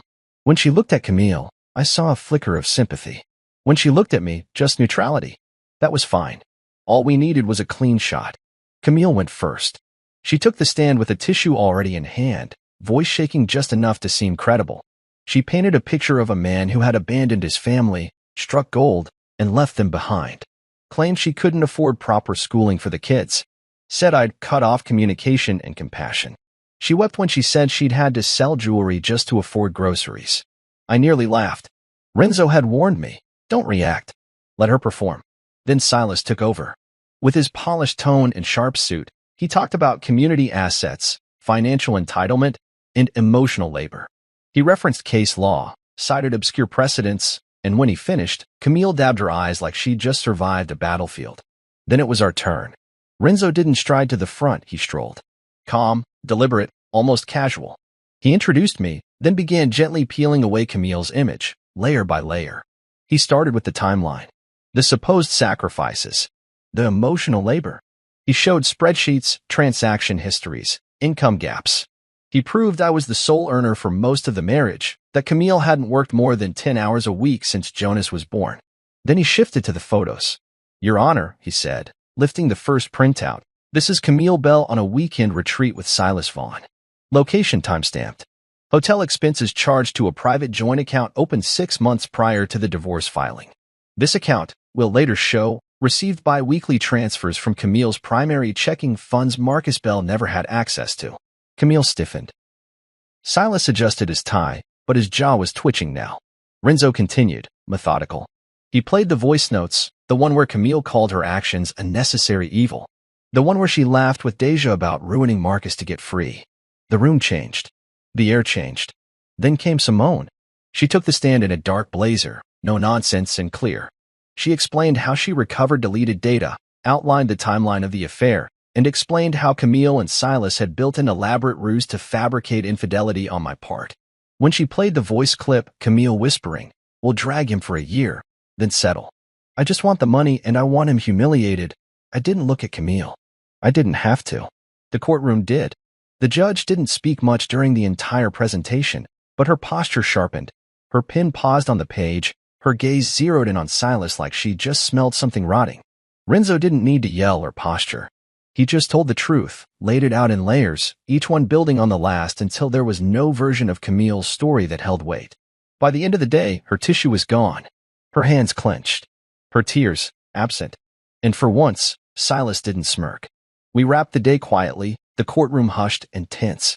The judge called an emergency recess, saying she needed time to review new evidence. Her voice was clipped, but there was no mistaking it. Something had shifted. Outside, I stood on the courthouse steps with Renzo and Simone. Reporters weren't there. No flashing cameras. But I didn't need headlines. "I think that went well," Renzo said, dryly. Simone lit a cigarette and exhaled. "She's cornered. Next time, she might try to cry again, but it won't matter." I looked up at the sky. Clouds overhead, but light trying to cut through. "She spent a year trying to destroy me," I said quietly. "Now she'll learn what it feels like to be exposed." Renzo nodded. "And this is only the beginning." I thought the last hearing would be the apex, the tipping point where Camille's lies finally caught up with her. But Renzo, he had other plans. "You don't just win cases like this, Marcus," he told me. "You dismantle them piece by piece until there's nothing left to argue with." So when he said, "We're calling one more witness," I didn't argue.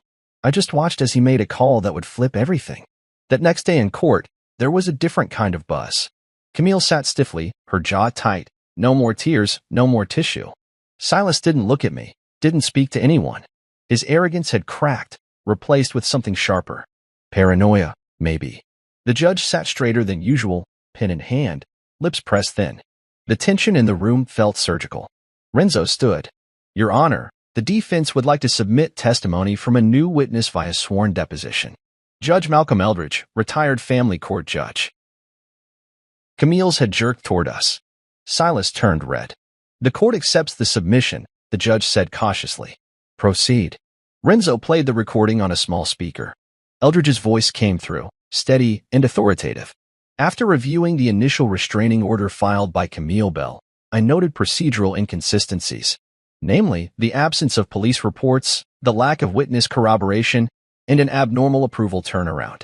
Further, upon analysis by digital forensics, the abuse report she submitted contains metadata showing it was altered multiple times before filing."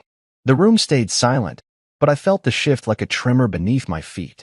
This wasn't just about false accusations anymore. It was about systemic manipulation, and someone in Camille's corner had helped her push it through. Additionally, Eldridge continued, the emergency custody decision was made without proper evaluation. No home visit, no psychological assessment of the father. Based on these findings, I believe the order was issued under irregular, possibly unethical, circumstances. The judge paused the playback, eyes narrowed. Is the implication that the original order was not just flawed, but potentially fraudulent? Yes, Your Honor, Renzo said without hesitation. And we're prepared to submit the digital forensic report. Silas stood, his voice strained.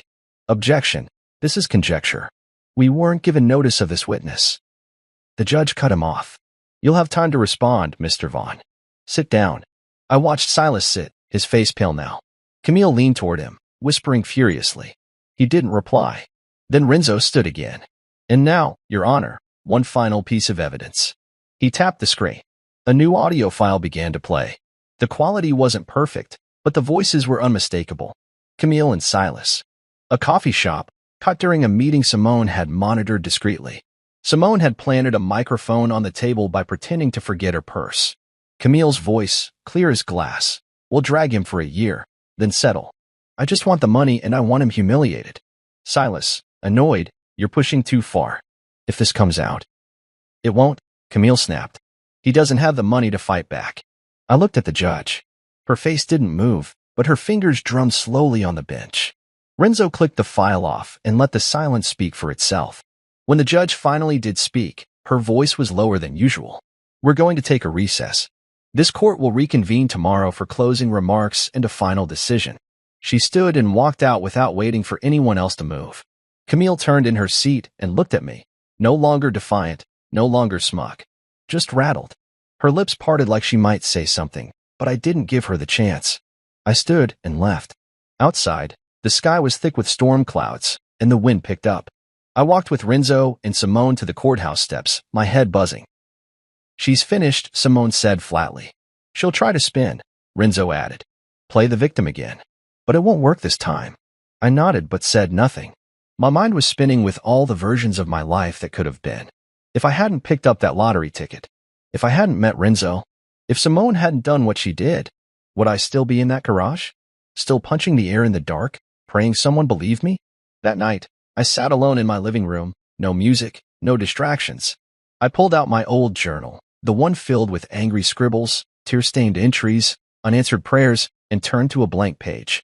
I wrote one sentence: "This is what the truth sounds like when it finally roars." Then I closed the book, leaned back, and let myself breathe. Tomorrow would be the final blow. But tonight, I finally felt free. Court felt different that morning. Like the building itself knew the story had changed. There was no buzz in the air, no whispering, no tension clinging to the walls, just a thick silence, the kind that settles when the truth has already been spoken and everyone is just waiting for the consequences to land. Camille walked in alone this time. Silas was nowhere to be seen. Her steps were slower, her blouse wrinkled at the sleeves, like she hadn't slept or just didn't care anymore.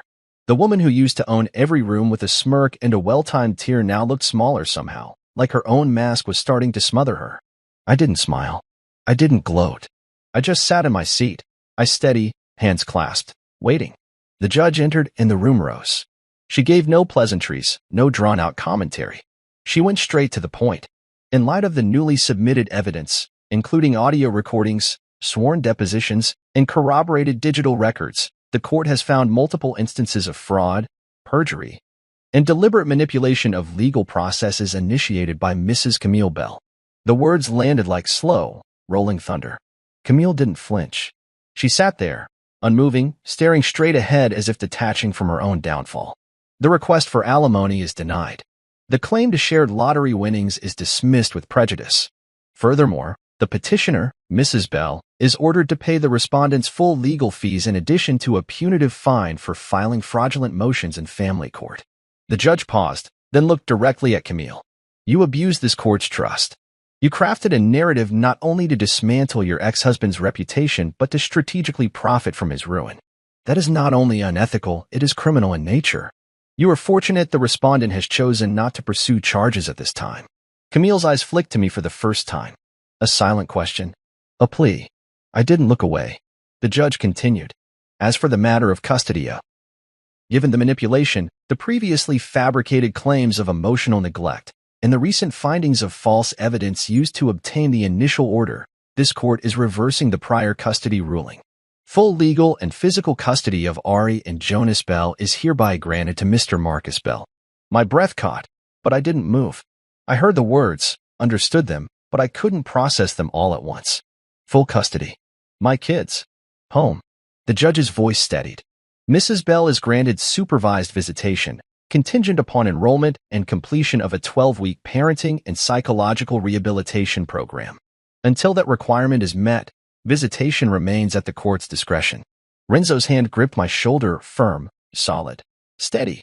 "You did it," he whispered. Camille finally stood. She didn't cry. She didn't protest.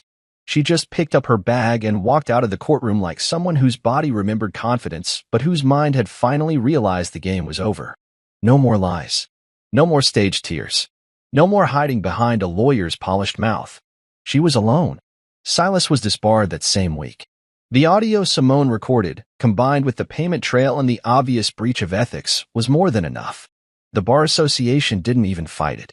They issued a suspension within 48 hours, followed by a permanent revocation. He didn't bother contesting it. Word was he'd already cleared out his office.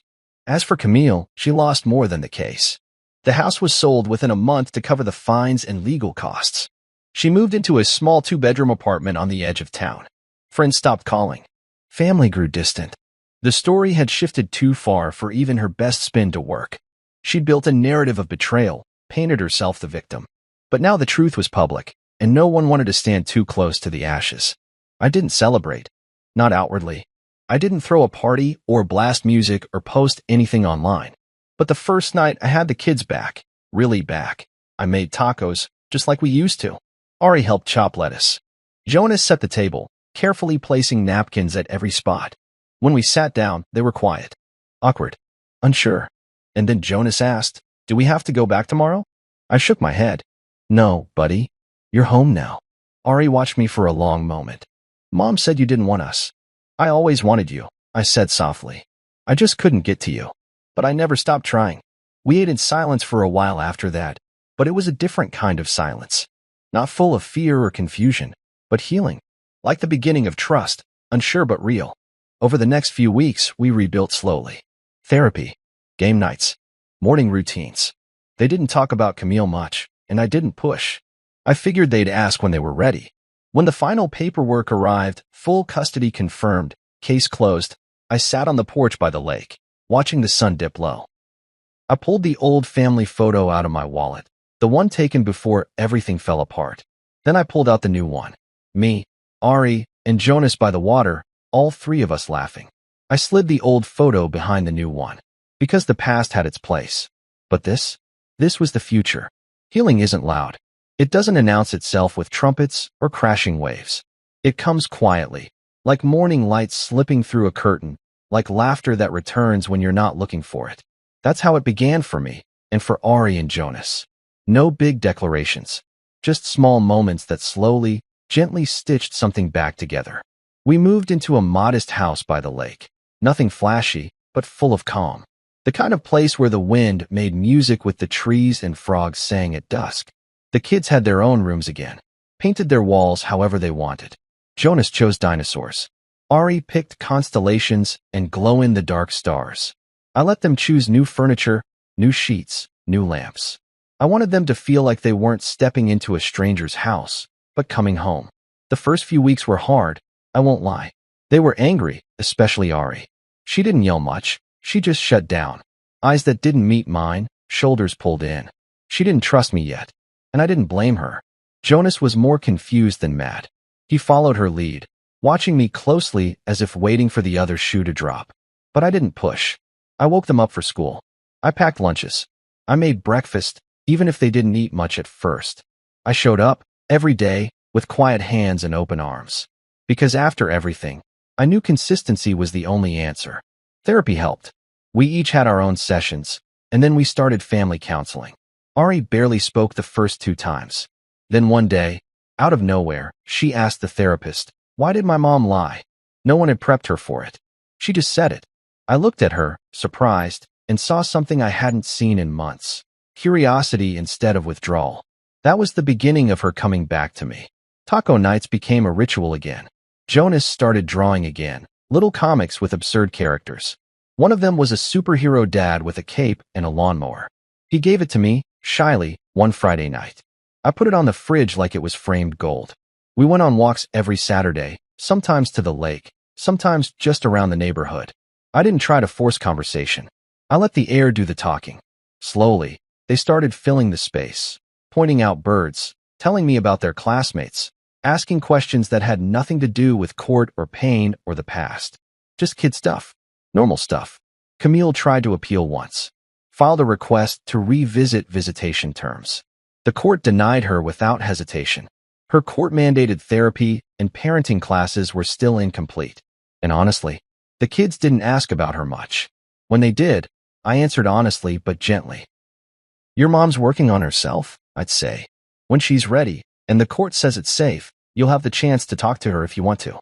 I never spoke badly about her in front of them. That was a line I refused to cross. I wouldn't become what I'd been accused of being. I wouldn't poison their memories or use their love as a weapon. They deserved the truth, but they also deserved space to make sense of it themselves. As for me, I used a portion of the lottery winnings to start something that felt bigger than myself. I called it the Hands Clean Foundation, a nonprofit for wrongfully accused parents, especially fathers who had been erased from their children's lives without cause. I built a team of advocates, counselors, and legal advisors. We took on pro bono cases, held workshops, shared resources with men who had been silenced and shamed. It gave me purpose, something I hadn't felt in years. It wasn't about revenge or justice anymore. It was about creating change. Making sure what happened to me didn't happen to someone else who couldn't afford a Renzo or find a Simone. I stayed off social media.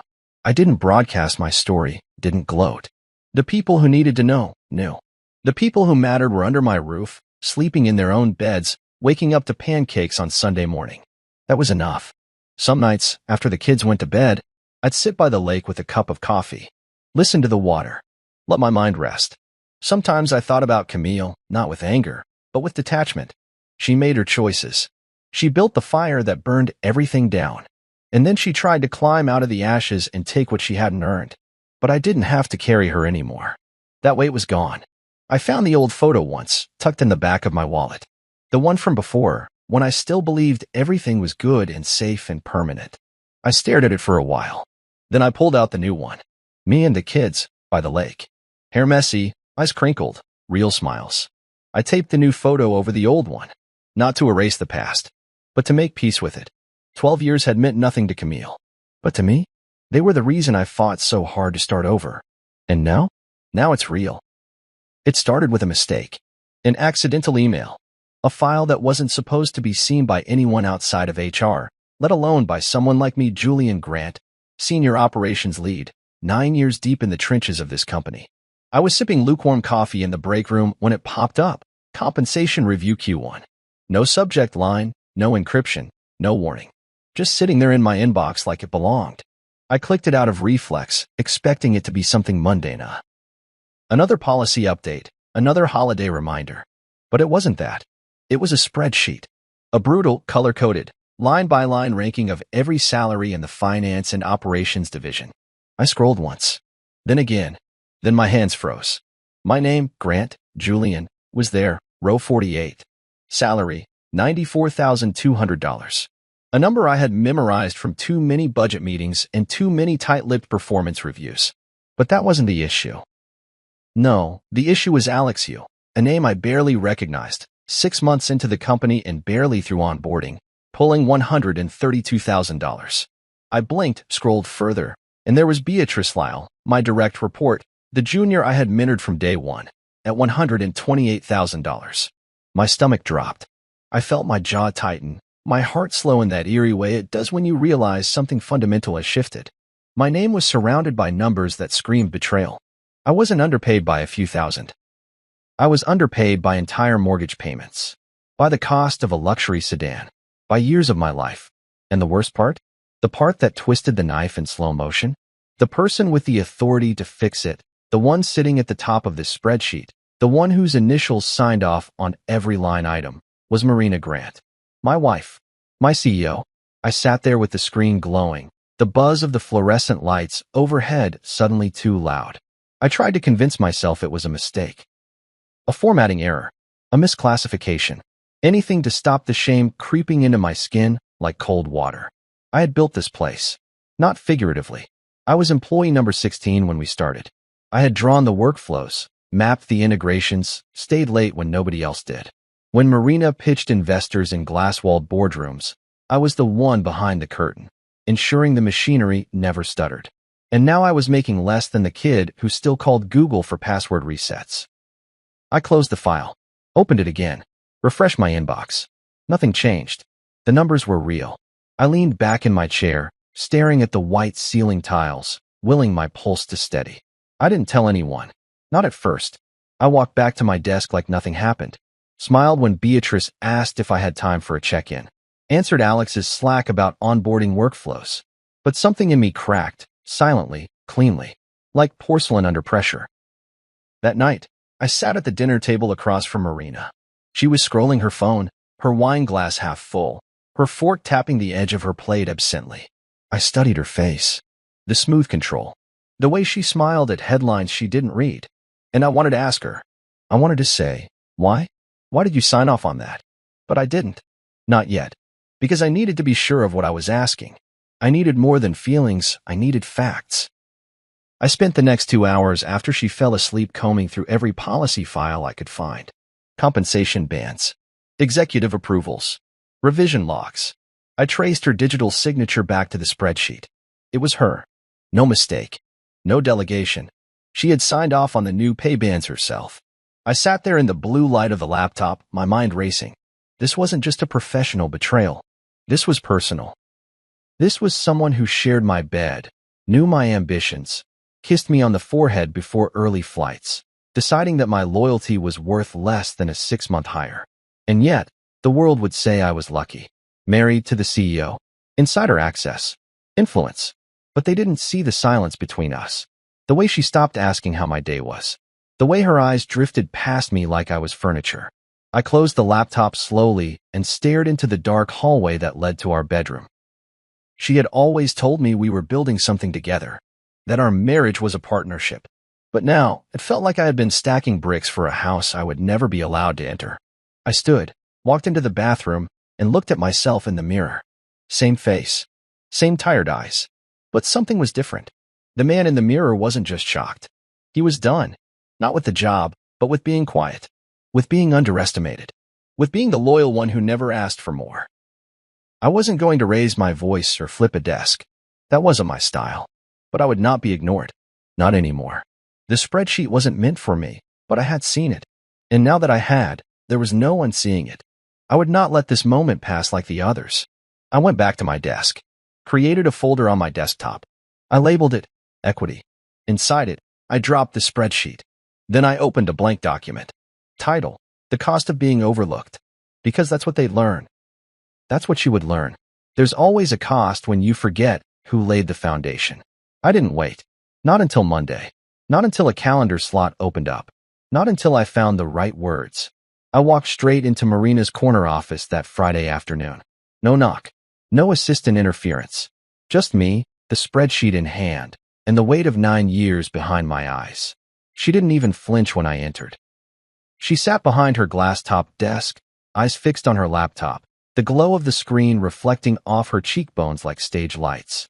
She typed for a moment longer, just long enough to make a point, then finally looked up. "Julian," she said, as if I was a scheduled interruption. "I'm in the middle of." I dropped the spreadsheet onto her desk without a word. I didn't need to explain it. She knew what it was. I watched her eyes glance down, scan the first few lines, and then flick back to mine. Her face didn't change. No guilt. No surprise. Just that measured detachment she always wore when things got complicated. "Company policy," she said calmly. "Market entrants come in at different bands now. It's not personal. Not personal." My throat tightened. My jaw clicked. "Not personal?" I repeated, voice low. "Even. You signed off on this. You signed off on paying Alex you $132,000. Beatrice, my trainee, is earning $128,000. And me?" I leaned forward, planting both palms on the edge of her desk. "I'm sitting at $94,200. 9 years. And you're telling me that's not personal?" She shifted in her chair, more annoyed than ashamed. "Julian, it's not a reflection of your value. It's just the current structure. Roles are benchmarked against new industry data. The board signed off on it. Did they know you were underpaying your own husband?" That hit a nerve. Her lips pressed together in that tight line she always made when control was slipping. "You're not being underpaid," she said, more forcefully now. "You're being compensated at your current band. That's how the system works." "The system you created," I said quietly. "The system you enforce." She stood, pushing her chair back. "If this is a problem for you, there are options. We can review compensation during your next performance cycle, or no." I cut in. "I'm not here for a delayed promise. I'm here because I've earned better. And you know it." For a moment, we stood there in silence. Just the hum of the air conditioning between us. I searched her face for something, regret, acknowledgement, anything human. But all I got was the cold gleam of ambition that had replaced the woman I once married. "So," I said, finally straightening, "after everything, I'm worth less than someone who still calls IT to reset their login?" She blinked slowly. Then shrugged. Actually shrugged. Take it or leave it. My breath caught. I don't know what I expected. Some effort, some compromise, a moment of hesitation. But that phrase killed whatever small, foolish hope I still had. She turned back to her laptop, dismissing me with silence. I nodded once, slow and deliberate. No explosion. No slamming doors. I just walked out. Quiet. Controlled. But that quiet wasn't submission. It was ignition. I wasn't walking away from the conversation. I was walking towards something bigger. The elevator ride down felt longer than usual. I stared at my reflection in the mirrored walls, my pressed shirt, my faded wedding band, the tight set of my shoulders. How many years had I walked these halls believing in the vision she sold us all? How many systems had I built, optimized, and protected under the illusion that this was ours? That the company's success was our shared legacy? That illusion was dead now. The numbers killed it. That spreadsheet didn't just show me the gap, it showed me the truth. I wasn't just overlooked. I was conveniently undervalued. And she had made peace with that. Back at my desk, I sat in the chair I had occupied for nearly a decade and stared at the digital clock on my screen. 3:42 p.m. I opened a blank Word doc and wrote the words, "Take it or leave it," in bold at the top. Below it, I began outlining everything I had done in 9 years. Every initiative, every cost-saving measure, every late night spent fixing other departments' mistakes. It wasn't a rant. It wasn't even emotional. It was a record, a reckoning. And as I typed, I started to realize something. I wasn't angry because she was the CEO. I was angry because she had become like every other executive I had protected her from. I thought she was different. I thought we were different. But I was wrong. The next morning, I didn't mention the conversation over breakfast. She sipped her espresso, scanned the headlines, mentioned a weekend gala we'd been invited to. I nodded, smiled, played along. But something had shifted. I wasn't just her husband. I wasn't just her employee. I was the one who built the foundation she was now standing on. And she thought she could forget that. Over the next few days, I kept my head down at work. But at home, I started cataloging, gathering evidence, opening conversations with firms who had been trying to poach me for years. And they listened, eagerly. It wasn't just about getting even. It was about finally being seen. I had taken it for too long. Now I was preparing to leave it, with my head held high. Let her shrug again when she sees what comes next. Let her dismiss me as background noise. Because when you build quietly, you also learn how to dismantle quietly. And I had just begun. I didn't rage that night. Didn't slam cabinets or pour myself a drink and spiral. That wasn't how I operated. I was never the loud one, never the tantrum thrower. I was the man who listened while others talked, who paid attention while others showed off. So I did what I've always done when the ground beneath me shifts, I documented. I sat at my desk with the door closed, a single lamp casting soft gold onto the papers and folders I hadn't touched in months. The room smelled like ink and quiet resentment. I booted up my laptop and opened a new folder titled The Backbone Blueprint. It was a name that sounded dramatic only if you didn't know the truth. But I did. I knew what I'd built here. And now, for the first time, I was going to make sure it was all on record. I started at the beginning, year one, when there were only 2 people in operations, me and a temp named Saul who didn't last more than 4 weeks. I'd stayed. I'd built the company's first internal workflow system using a clunky Excel sheet and late nights. That first system had reduced vendor payment errors by 18%. I found the report that proved it and dropped it into the folder. Then came year 2, restructuring the distribution chain, negotiating new courier contracts that saved the company over $47,000. I uploaded scanned contracts, email threads, performance data, page after page. Year 3, layoffs. We lost 7 employees, including 3 on my team. Instead of pushing back or complaining, I rewrote every process to absorb their workload into mine. The company didn't collapse because I didn't let it. Year 4, I designed the client onboarding architecture from scratch. That one earned me a thank you email from Marina that simply said, "Nice work." No raise, no bonus, just that. I dropped it into the folder anyway. Documentation. I kept going until the file was 46 pages long. Not a resume, not a brag sheet, a blueprint. Cold, exact, irrefutable. The architecture of the company's stability, brick by brick, all laid by my hands. As the hours passed, my rage settled into something sharper clarity. She hadn't just underpaid me. She had chosen to forget who had made her empire possible. And I had let her. Until now. Around midnight, I opened another tab and typed in the login for Stratus Core Ventures. We'd spoken before, once at a tech mixer, once over lunch that Marina didn't know about. They had been interested, but I hadn't been ready to leave. Loyalty, comfort, pride, call it what you want. It had kept me tethered. But not anymore. I uploaded my resume. I attached the backbone blueprint. I wrote a note. Let me know if you're still interested. I'm ready to move. It didn't take long. The next morning, there was a response from the managing partner, Alexei Hahn. The subject line said, "Let's talk today." By noon, we were on a call. 45 minutes later, I had a formal offer in my inbox. Senior Vice President of Systems Strategy, base salary $155,000, plus annual profit share and equity vesting over 3 years. I stared at the offer for a full minute. Not because I was surprised, they had always seen my worth, but because, for the first time in nearly a decade, I felt visible, valued. I printed the offer letter and clipped it to the back of the blueprint. I slid both into a navy presentation folder. Clean, simple, professional. Then I added one more page, my formal resignation letter, effective immediately.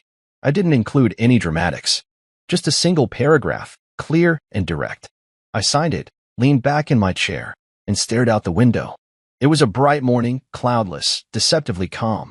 When you spend years building quietly, you begin to forget how loud truth sounds when it finally steps into a room. I didn't dress differently that day. I didn't change my gait. I walked through the building like I always did, calm, steady, invisible to the ones who didn't look closely. I passed Beatrice in the hallway. She smiled. "Morning, Julian." I smiled back. "Morning." But inside, everything was shifting. I stopped outside Marina's office. Her assistant looked up, surprised. "She's in a meeting. She'll want to take this," I said, holding up the folder. Without waiting, I pushed the door open. Marina looked up from a discussion with Malik Desai and Kyle Santos. "Julian," she said, startled. "We're in the middle of—" "I know," I said. I placed the folder on the center of the table, my resignation letter on top. But this couldn't wait. I didn't say anything else. Didn't explain or justify. I just turned and walked out. 10 steps. That's all it took to change the direction of a life. 10 steps out of that room, and I wasn't her employee anymore. I was a man who remembered his worth. The rest would follow. Because when the foundation shifts, it doesn't matter how high the tower reaches. Sooner or later, it all comes down. She didn't call, didn't email, didn't send a message through her assistant. She summoned. At 9:03 a.m., a calendar invite appeared, Boardroom 4C. 10 a.m. mandatory. Sent by Marina Grant. No subject line. No explanation. Just that. I stared at the screen, the cold professionalism of her tone like a slap I'd already seen coming.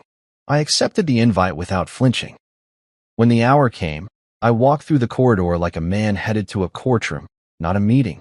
But it felt the same. The long hallway of floor-to-ceiling windows. The hushed tension of employees pretending not to know. I'd seen that look before, half curiosity, half relief that they weren't the ones walking into fire. Marina's assistant avoided eye contact as I passed. The door to the boardroom stood slightly ajar. I pushed it open and stepped inside. 4 of them were already seated. Marina at the head of the table, her posture rigid, her face more drawn than usual. Paul Santos, head of HR, nervously flipping a pen between his fingers. Trisha Bond, legal counsel, arms crossed so tight her knuckles were white. And Malik Desai, the COO, expression unreadable, eyes flicking between faces like a man calculating which way the wind might turn. My report sat in the center of the table. They'd printed it, all 46 pages. My resignation letter was clipped neatly on top, like a headline. Marina gestured toward the empty chair at the far end. "Have a seat, Julian." I sat, calm, straight-backed. My heart wasn't racing. Not now. Not anymore. "We've reviewed your resignation and the materials you left," she began, choosing her words with surgical precision. "Before we proceed, I'd like to ask, why didn't you come to me directly about your concerns?" I looked at her and almost laughed. Not because it was funny. Because it was insulting. "I did," I said, voice low but steady. "I walked into your office. Dropped that spreadsheet on your desk. You barely looked at it. You told me to take it or leave it. I left." The silence after that was sharp. Malik raised an eyebrow and turned slightly toward Marina. "Is that true?" She didn't answer right away, just pressed her lips together and gave a small nod. Kyle stopped flipping his pen. Trisha cleared her throat. "Let's move forward constructively," she said, as though we were discussing logistics, not betrayal. "We've reviewed your contribution summary. Impressive work, Julian. And frankly, eye-opening. It's clear you've played a more significant role in the operational backbone than we fully appreciated." I said nothing. Just watched them. Let the discomfort still. So what do you want? Marina finally asked. It was the question I'd been waiting for.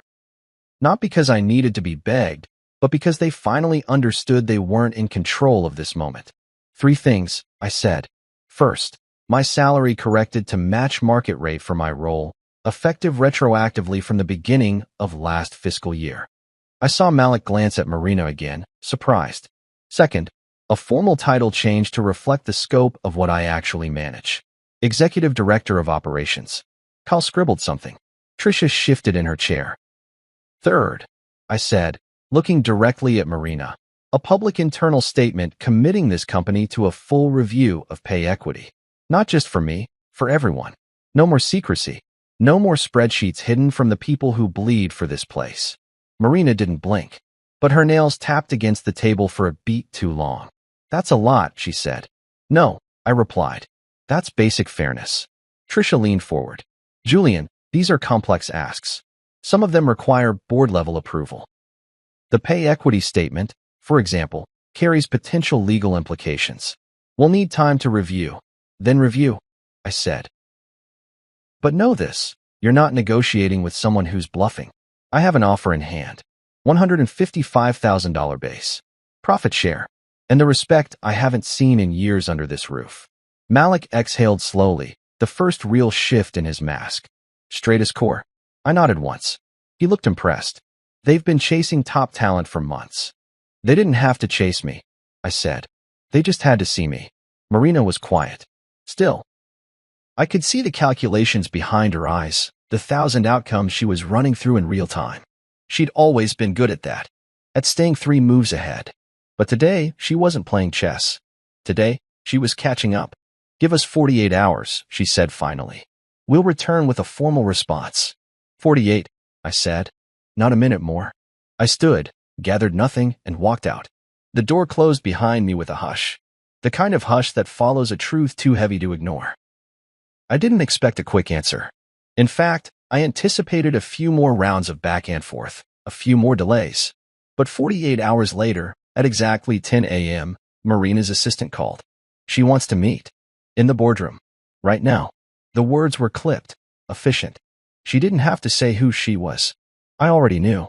I grabbed my jacket and made my way to the conference floor, still thinking through the possibility of their response.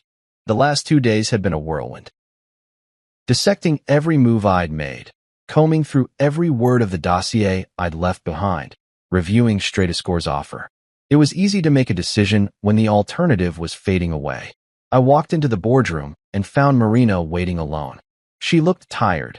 Her makeup was more smudged than usual.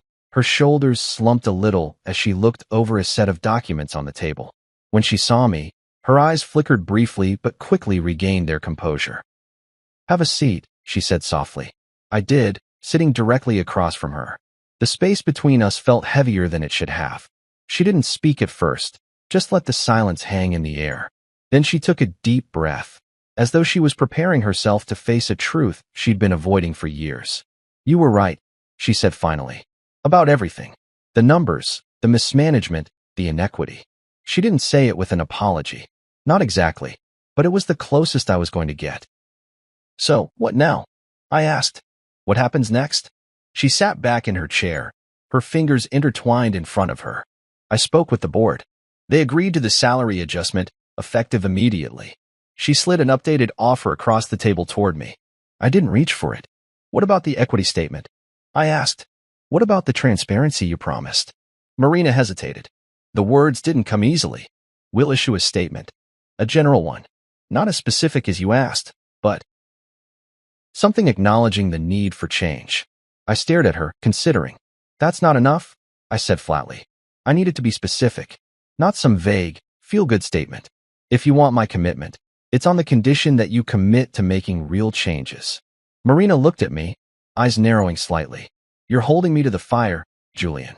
I'm holding you to the truth, I corrected. Because the truth is, I've been here 9 years, watching this place grow, watching you grow. And for all the accolades, all the fancy press releases, there was always one thing missing: honesty. You never wanted to see the cracks in the walls. And when I showed them to you, you tried to bury them. She clenched her jaw but didn't interrupt. I was getting through to her. I could feel it. The tension in the room shifted. I won't be your token change, Marina, I continued. I won't be your success story for diversity or inclusion or whatever label you want to put on it. If I stay, you need to fix this place from the inside out.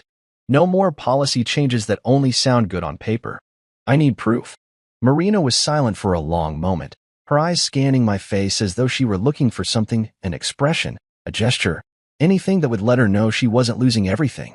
What if you stay? She asked, her voice quieter now. What if we do it your way? You're right. We've made mistakes. We've ignored issues that should have been addressed long ago. But if you stay, we'll make sure that we don't just talk about fixing it. We'll actually do it. I studied her face, trying to read what was really behind the words. There was something in her eyes, guilt, maybe, or something else I couldn't place. She wasn't offering me just a position anymore. She was offering something more, something personal. I folded my arms. You can't just say it. You have to prove it. And proving it means real action. Not a committee or a review, but tangible steps. A change in how you run this place, how you lead. She nodded, her posture softening just a fraction. Okay, she said. I'll commit to it. Starting with the statement. And, if you agree, we'll schedule an internal audit. A thorough one. I felt the shift in the air. This wasn't just about numbers anymore. It wasn't even just about the company. This was about something deeper. Something personal. And the salary? I asked, just to ground the conversation back in reality. Marina opened the folder she'd set on the table and pulled out the offer letter. She slid it toward me. The salary increase is immediate, she said, her voice firmer now. Your new title is in effect immediately.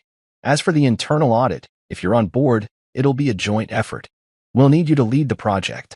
It was more than I'd hoped for, more than I'd expected, but the words didn't feel like a victory. Not yet. I'll need it in writing, I said.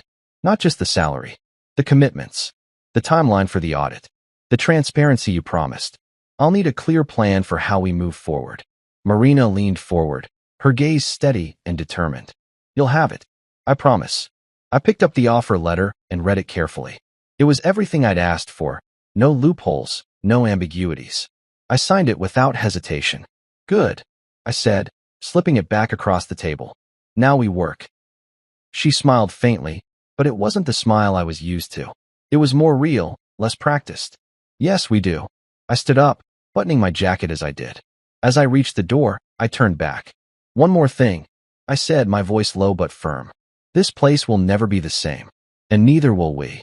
I left the room without waiting for her response. The door clicked shut behind me, and as I walked back down the hall, I knew one thing for sure. Nothing had been solved, but everything had changed. The envelope came by courier. White, thick, and unmarked except for my name typed in a simple, clean font. I opened it in my office with the door closed, even though the blinds were drawn and no one had knocked since the new title went up on the plaque beside my door, Executive Director of Operations. The same hands that had carried boxes across this office floor 9 years ago now held an offer package worth 6 figures. But as I read, line by line, a familiar chill crept down my spine. I'd seen enough contracts to know when something was off. On the surface, it was everything I asked for. $160,000 salary, back pay calculated, a retention bonus, extended equity consideration. It should have felt like a win. But buried deep in Section 8, disguised as boilerplate, was the clause, the employee agrees to refrain from disclosing any information relating to compensation, internal financial matters, or organizational discrepancies past or present. Past or present. I read those words 3 times. They were counting on my exhaustion, on my silence. They wanted me bought and buried at the same time. I leaned back in my chair, staring at the ceiling like it might offer an answer. The spreadsheet had cracked something open, but this was the company trying to shove it all back into the box. And the worst part? It didn't even surprise me. I didn't storm into Marina's office this time. I didn't send a scathing reply. I folded the offer letter back into the envelope and placed it neatly in my drawer.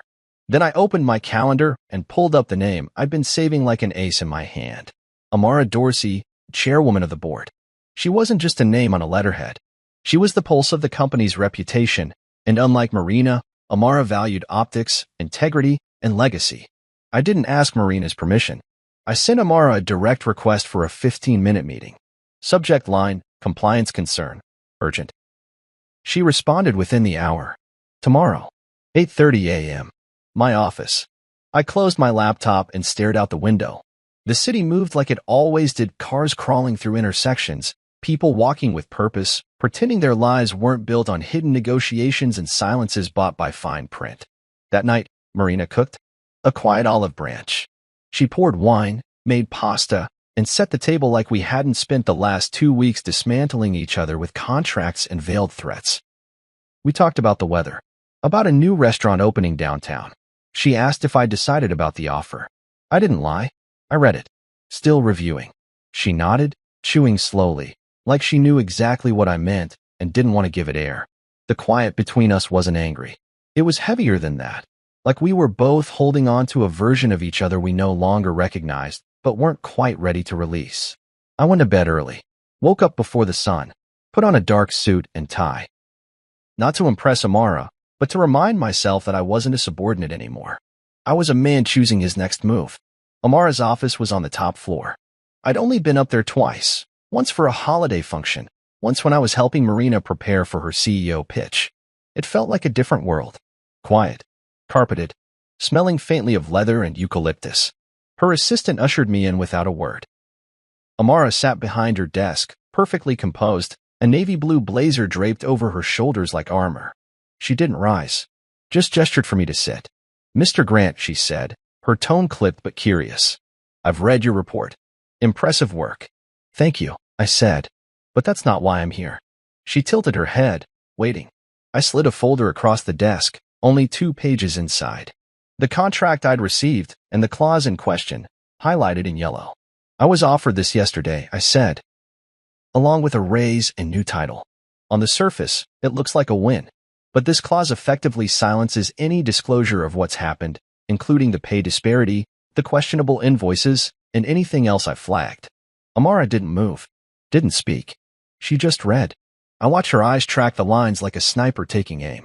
When she finished, she closed the folder and tapped a finger once on the top. "You believe this was intentional?" "I know it was," I said.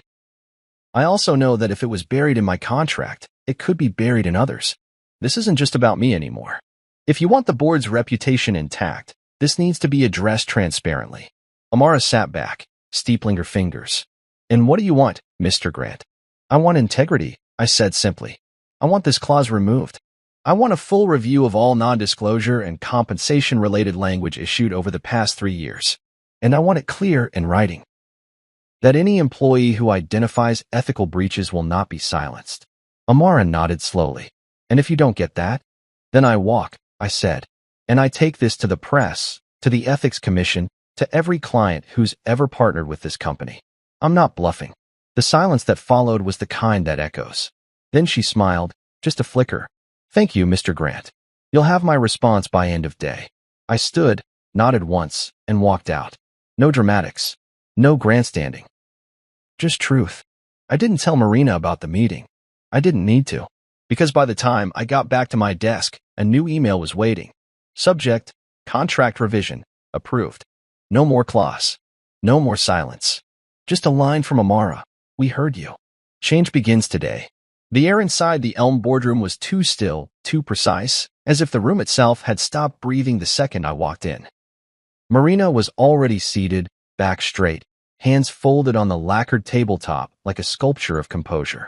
Tricia sat to her right, her usual lawyer armor in place. Black blazer, unreadable expression. Malik was to the left, gaze flicking between everyone like a man who knew he'd have to pick a side. Kyle Santos, head of HR, sat near the screen. And then there was Amara, joining via video conference. Her image hovered large on the far wall, framed by white space, sharp and calm and deliberate. I didn't sit right away. Instead, I placed a thick folder on the center of the table. "This," I said clearly, "is a compiled audit of all irregular payments from 2022 through Q1 of this year. It includes forged vendor approvals, misdirected consultant fees, and shell companies tied back to 2 internal corporate logins, one of which belongs to Tricia Bond." Tricia didn't blink, but her right hand twitched slightly on the edge of the table. "Excuse me," she said, voice carefully modulated. "Are you accusing me of—" "Not yet," I said. "I'm providing data. I've included invoices, IP logs, timestamps. Vendor registrations cross-referenced with corporate metadata. One of the shell companies, Oswald Strategies, is registered to a post office box in Charleston. That box is rented under the name Greg Whitlow. Your husband. The room fell into a kind of silence that didn't feel empty. It felt electric, like every molecule of air had paused to listen. Marina didn't look at Trisha. She didn't even look surprised. That told me everything. Malik leaned forward. You're saying that our general counsel's husband created shell firms to siphon funds out of the company, and that Trisha was involved? I'm saying her credentials authorized the transfers. Consistently. And that all those approvals landed just under the amount requiring multi-tier authorization. That's not coincidence. That's strategy. Trisha finally spoke again, slower now. Those credentials can be cloned. You can't prove I was the one, actually, I said, cutting her off as I slid a printed email thread into view. Your husband made a mistake. I tapped the first email. Greg forwarded a vendor intake form to your personal email address, which you responded to, from your company-issued laptop. Trisha's face drained of all color. Her lips parted, but no words came out. I turned to Amara, who had been silent up to this point, her fingers folded under her chin. Chairwoman Dorsey, I brought this to you first because I didn't want it buried. I didn't want it rewritten or spun into something palatable. I wanted the board to know that for over a year, someone close to the executive suite has been draining this company's resources for personal gain. Amara finally spoke, her voice like tempered steel. Thank you, Mr. Grant. This is thorough. We will conduct a formal investigation immediately. Effective today, Ms. Bond, you are suspended pending the outcome. Trisha's mouth opened, as if she might object, but Amara wasn't finished. Your corporate access is to be revoked within the hour.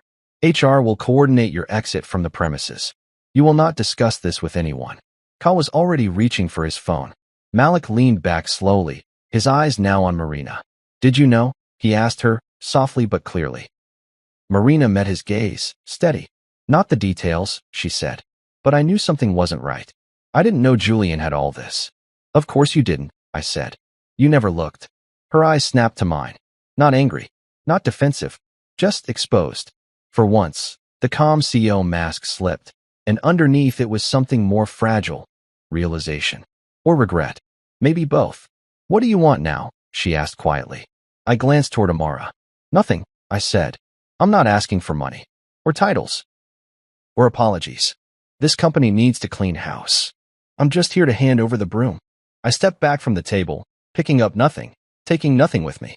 I had already given them everything. Amara gave me a small nod. Thank you, Mr. Grant. We'll take it from here. I walked out, my footsteps the only sound echoing in the boardroom. No one followed. No one spoke. Because when truth finally lands, it doesn't come with applause. It comes with silence, the kind that leaves a mark. I made it back to my office and closed the door behind me. I didn't sit down, just stood in the middle of the room, staring at the walls, the window, the photos still sitting on my shelf. Marina and I at that company gala, smiling like we hadn't already been drifting. My phone buzzed. A text. Unknown number. You could have destroyed me. I stared at the screen. Marina. I knew it without needing to check. I didn't respond. Because I hadn't destroyed her. Not yet. But I had given her the one thing she never gave me. Clarity. News travels fast in corporate circles, but scandal travels faster. Within 72 hours, the once pristine walls of the company Marina built were covered in cracks, some visible, others still spiderwebbing quietly behind the paint. Trisha Bond was suspended. Greg Whitlow was arrested after financial crimes investigators raided their apartment and storage unit. He didn't even put up a fight. The story made its way to the business blogs first, buried under sanitized phrases like executive misconduct and compliance breach. But anyone paying attention knew it was worse. People knew someone on the inside had blown the whistle. And for once, I didn't shrink from that knowledge. I didn't hide behind anonymity. I didn't need to. The people who mattered already knew the truth. They knew it was me. They knew I had kept this place from going under long before anyone had the title or stomach to care. On the outside, Marina responded the way I expected, professionally, publicly, with crafted elegance. She stood at the press conference in a charcoal blazer, delivering her statement with poise. We are shocked and saddened by what appears to be a betrayal of trust at the highest level. While the legal process plays out, We are cooperating fully with authorities and initiating a full-scale audit to restore confidence and transparency. It was perfect. So perfect it didn't feel like a lie, just a shift of spotlight. One that conveniently placed her in the role of betrayed leader, rather than negligent executive. I didn't attend the press conference. I watched it from my new office at Stratus Core Ventures. The walls were clean, the air still unfamiliar but promising. There was no history here. No echoes. Just potential. They'd given me everything I'd been denied for years without making me ask twice: title, resources, autonomy, respect. And more than that, they listened. Not performatively. Genuinely. I introduced a transparent compensation model in my first 30 days. No secrecy, no silos, no whispers about who made what. Just clarity. One afternoon, as I finished walking through an onboarding session for 2 new hires, my assistant knocked softly. "Call for you," she says. She's Marina. I paused, just briefly. Then I took the call. Her voice came through softer than I remembered. Like someone trying not to rattle glass already cracked. "I didn't know," she said. "About Greg. About how deep it went." I should have looked closer. I leaned back in my chair, silent, letting her fill the silence because silence had taught me so much. "You could have destroyed me," she whispered. "You still could." I took a breath and let it out slowly. "I didn't want to destroy you, Marina. I wanted you to see me. And when you didn't, I made sure everyone else did." She didn't reply. The line buzzed gently with everything we weren't saying. We both knew this wasn't just about the money or the betrayal. It was about the distance that had been growing for years. The dinners where we barely spoke. The meetings where she'd look through me. The quiet erasure of everything we'd once promised to build together. "Are you happy now?" she asked. A strange question, and not the one she meant to ask. I almost smiled. "I'm free," I said. "That's a kind of happiness." The silence that followed wasn't sharp this time. It was soft. Surrendered. "Goodbye, Julian." I didn't say it back. I just ended the call. Because some goodbyes don't need to be spoken twice. The next week, Amara sent me a formal invitation to return. "Interim CFO," she wrote. "Stabilization period. 6 months. Full authority." It was flattering. It was generous. But I said no. Not because I couldn't fix what was left, but because I didn't want to live among the ashes of what I'd already burned to the ground.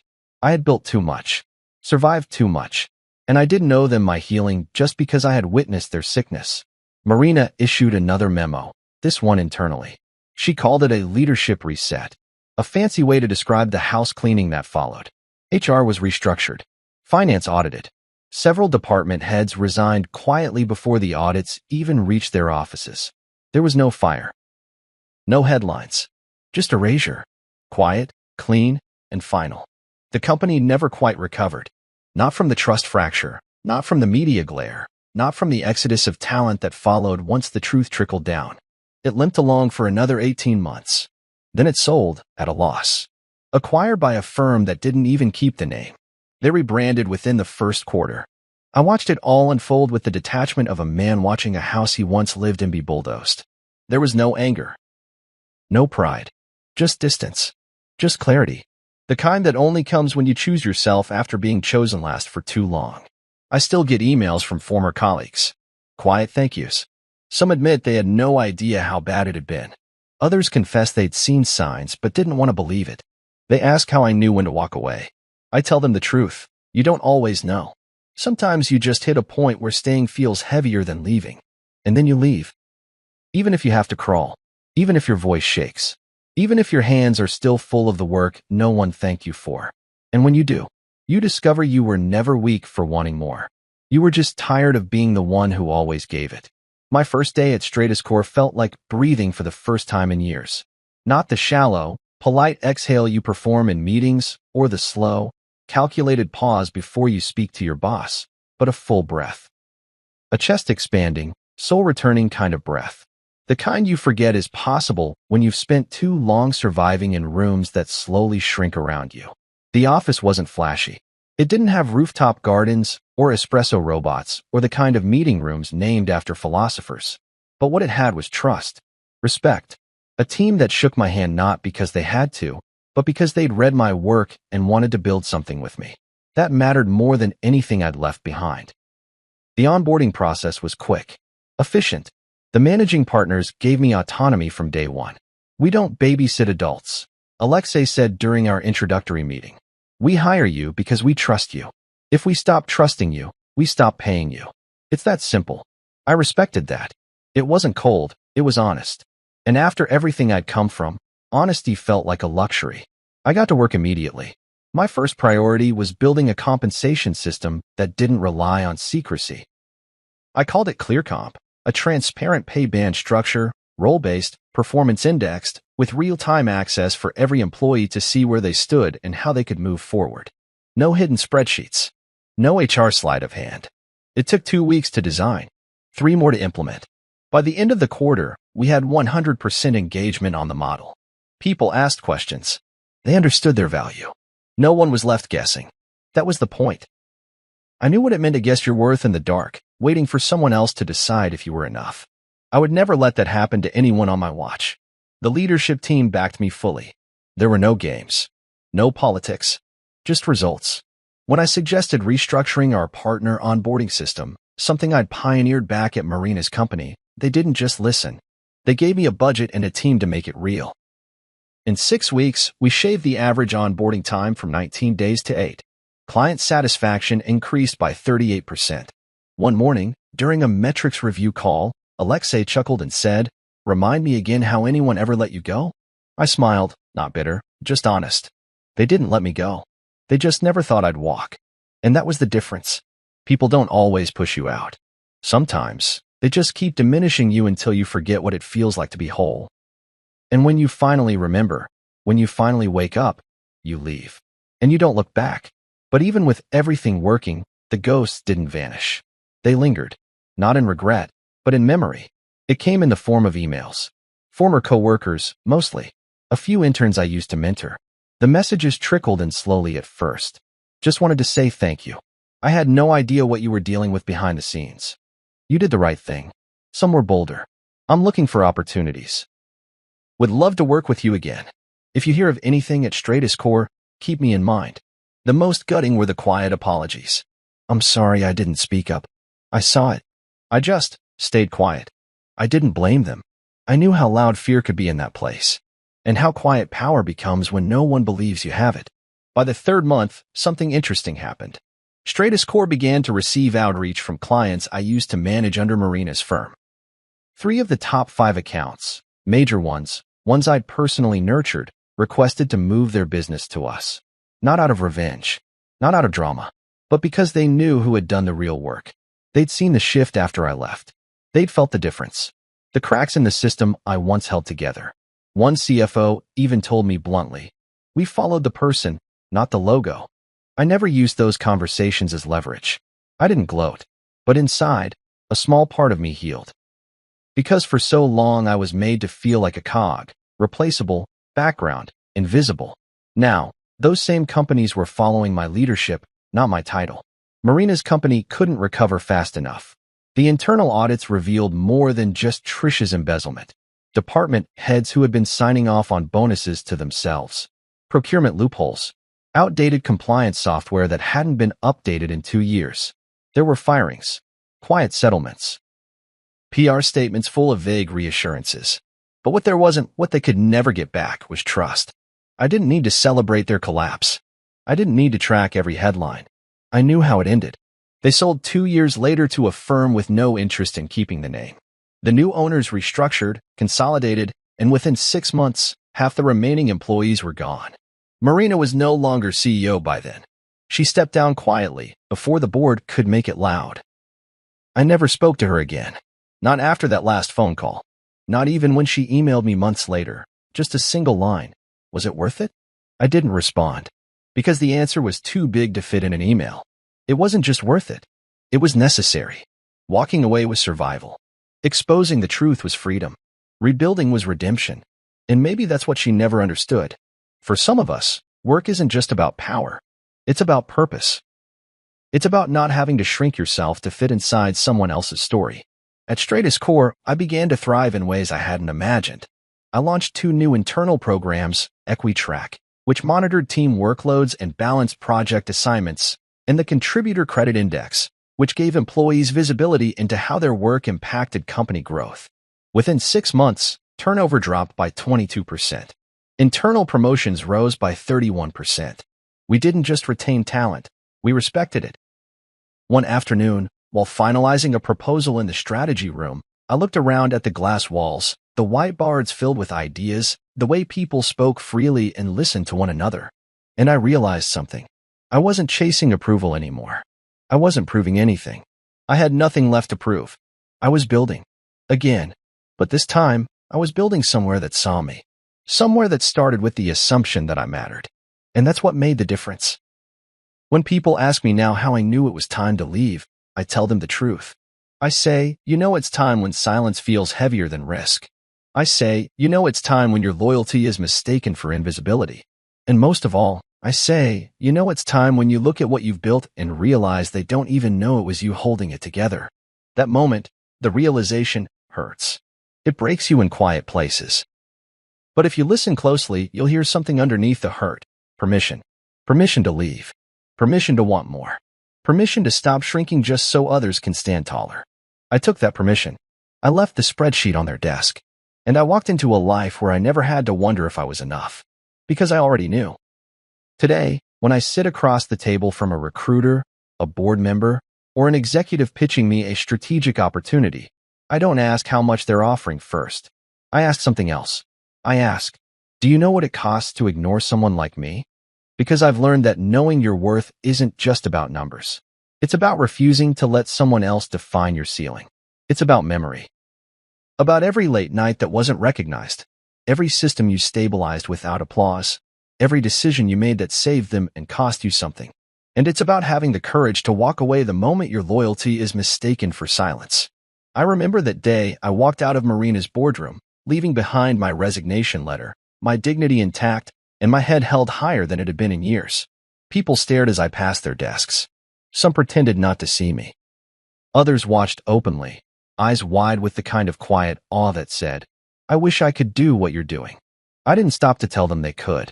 I knew most wouldn't believe it until their own spreadsheet landed in their inbox, until they saw their value reduced to a line item someone else could shrug at.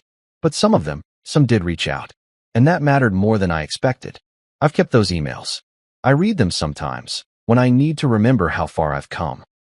Not because I need validation, but because those messages remind me that I wasn't just fighting for me. I was opening a door. And once you open it, you have a choice. Walk through and leave it swinging behind you, or wedge your foot in the frame so others have a chance to follow. I chose the second. I always will. My life looks different now. StrataScore's glass walls and quiet corridors are a world away from the cold performance theater of Marina's firm. There's no curated silence here. No toxic professionalism dressed as policy. When someone disagrees with me, they tell me. When I propose something radical, like the profit index transparency model or direct bonus ballots, they don't try to box me in with politics. They ask questions. They build with me. They challenge. They contribute. And when someone contributes, I make sure their name goes on the result.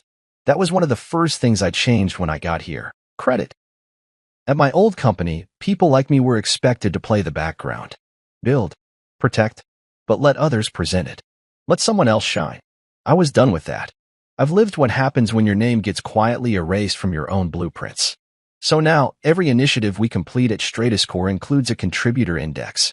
It lists every hand that touched the project, every hour, every decision. We don't reward quiet martyrdom. We reward impact. Some days I get asked, usually by younger staff, how I stayed so long in a place that undervalued me. I tell them the truth. At first, I didn't know I was being undervalued. I thought I was paying my dues. I thought if I just worked harder, proved more, kept showing up, someone would notice. I bought into the myth that loyalty guarantees recognition. It doesn't. Loyalty, without boundaries, turns into servitude. And once you cross that line, it's almost impossible to find your way back without something breaking. For me, it was that spreadsheet. A simple mistake, an accidental email, and it shattered everything I'd built my sense of purpose around. And I'm grateful for it. Because without that moment, I might still be there. Still grinding. Still shrinking. Still believing that the scraps they handed me were all I deserved. But I also don't romanticize the moment I left. It wasn't easy. It wasn't cinematic. It was quiet. Lonely. It meant stepping into the unknown with nothing but a folder of receipts and a backbone I hadn't used in years. It meant rebuilding my confidence in real time, while people watched and judged and whispered. But I did it anyway. And now I look back, not with regret, but with clarity. Marina reached out once more after the company folded. It was a short message. You were right. I didn't reply. Not because I hated her, but because I didn't need anything from her anymore. Not acknowledgement, not closure. I'd already given myself both.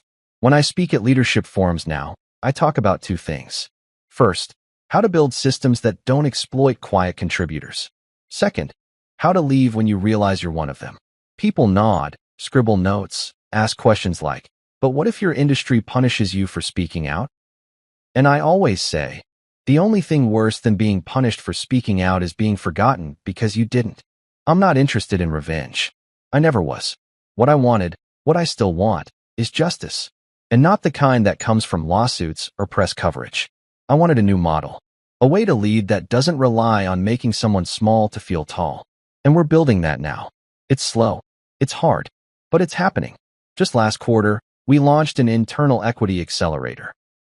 We partnered with local universities to provide paid internships to students from underrepresented backgrounds. No unpaid labor. No vague promises.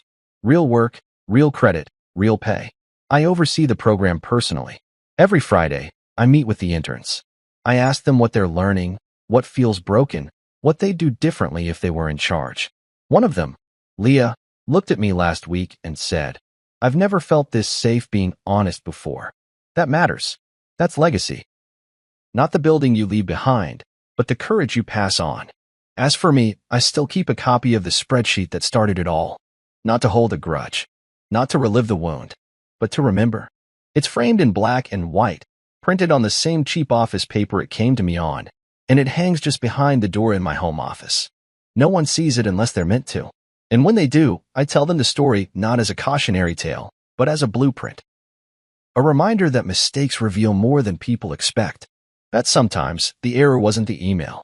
The error was thinking you could bury a man's worth beneath policy and procedure. Now, I move differently. I negotiate differently. I don't apologize for wanting more. I don't sit quietly at tables I helped build. And I no longer confuse humility with silence. My wife is gone. Not in the literal sense. We still see each other at the occasional event, still nod politely in the rare moments our paths cross, but gone in the sense that whatever we built is long behind us. We don't talk about the past. We don't discuss the company. Sometimes I think she envies my peace. Sometimes I think she still doesn't understand it. But peace didn't come from winning. It came from walking away before I lost myself entirely. So if you're reading this, stuck in a job or a relationship or a cycle that keeps taking without giving back, I want you to know something. You're not crazy. You're not weak. You're not overreacting. You're waking up. And when you do, don't wait for permission. You don't need a spreadsheet. You don't need an apology. You don't need them to see it first. You just need to move. You don't owe them your silence. You don't owe them your exhaustion. And you sure as hell don't owe them your magic at a discount. Walk, even if you're scared. Especially if you're scared. And when you do, leave the invoice on their desk. Then shut the door behind you.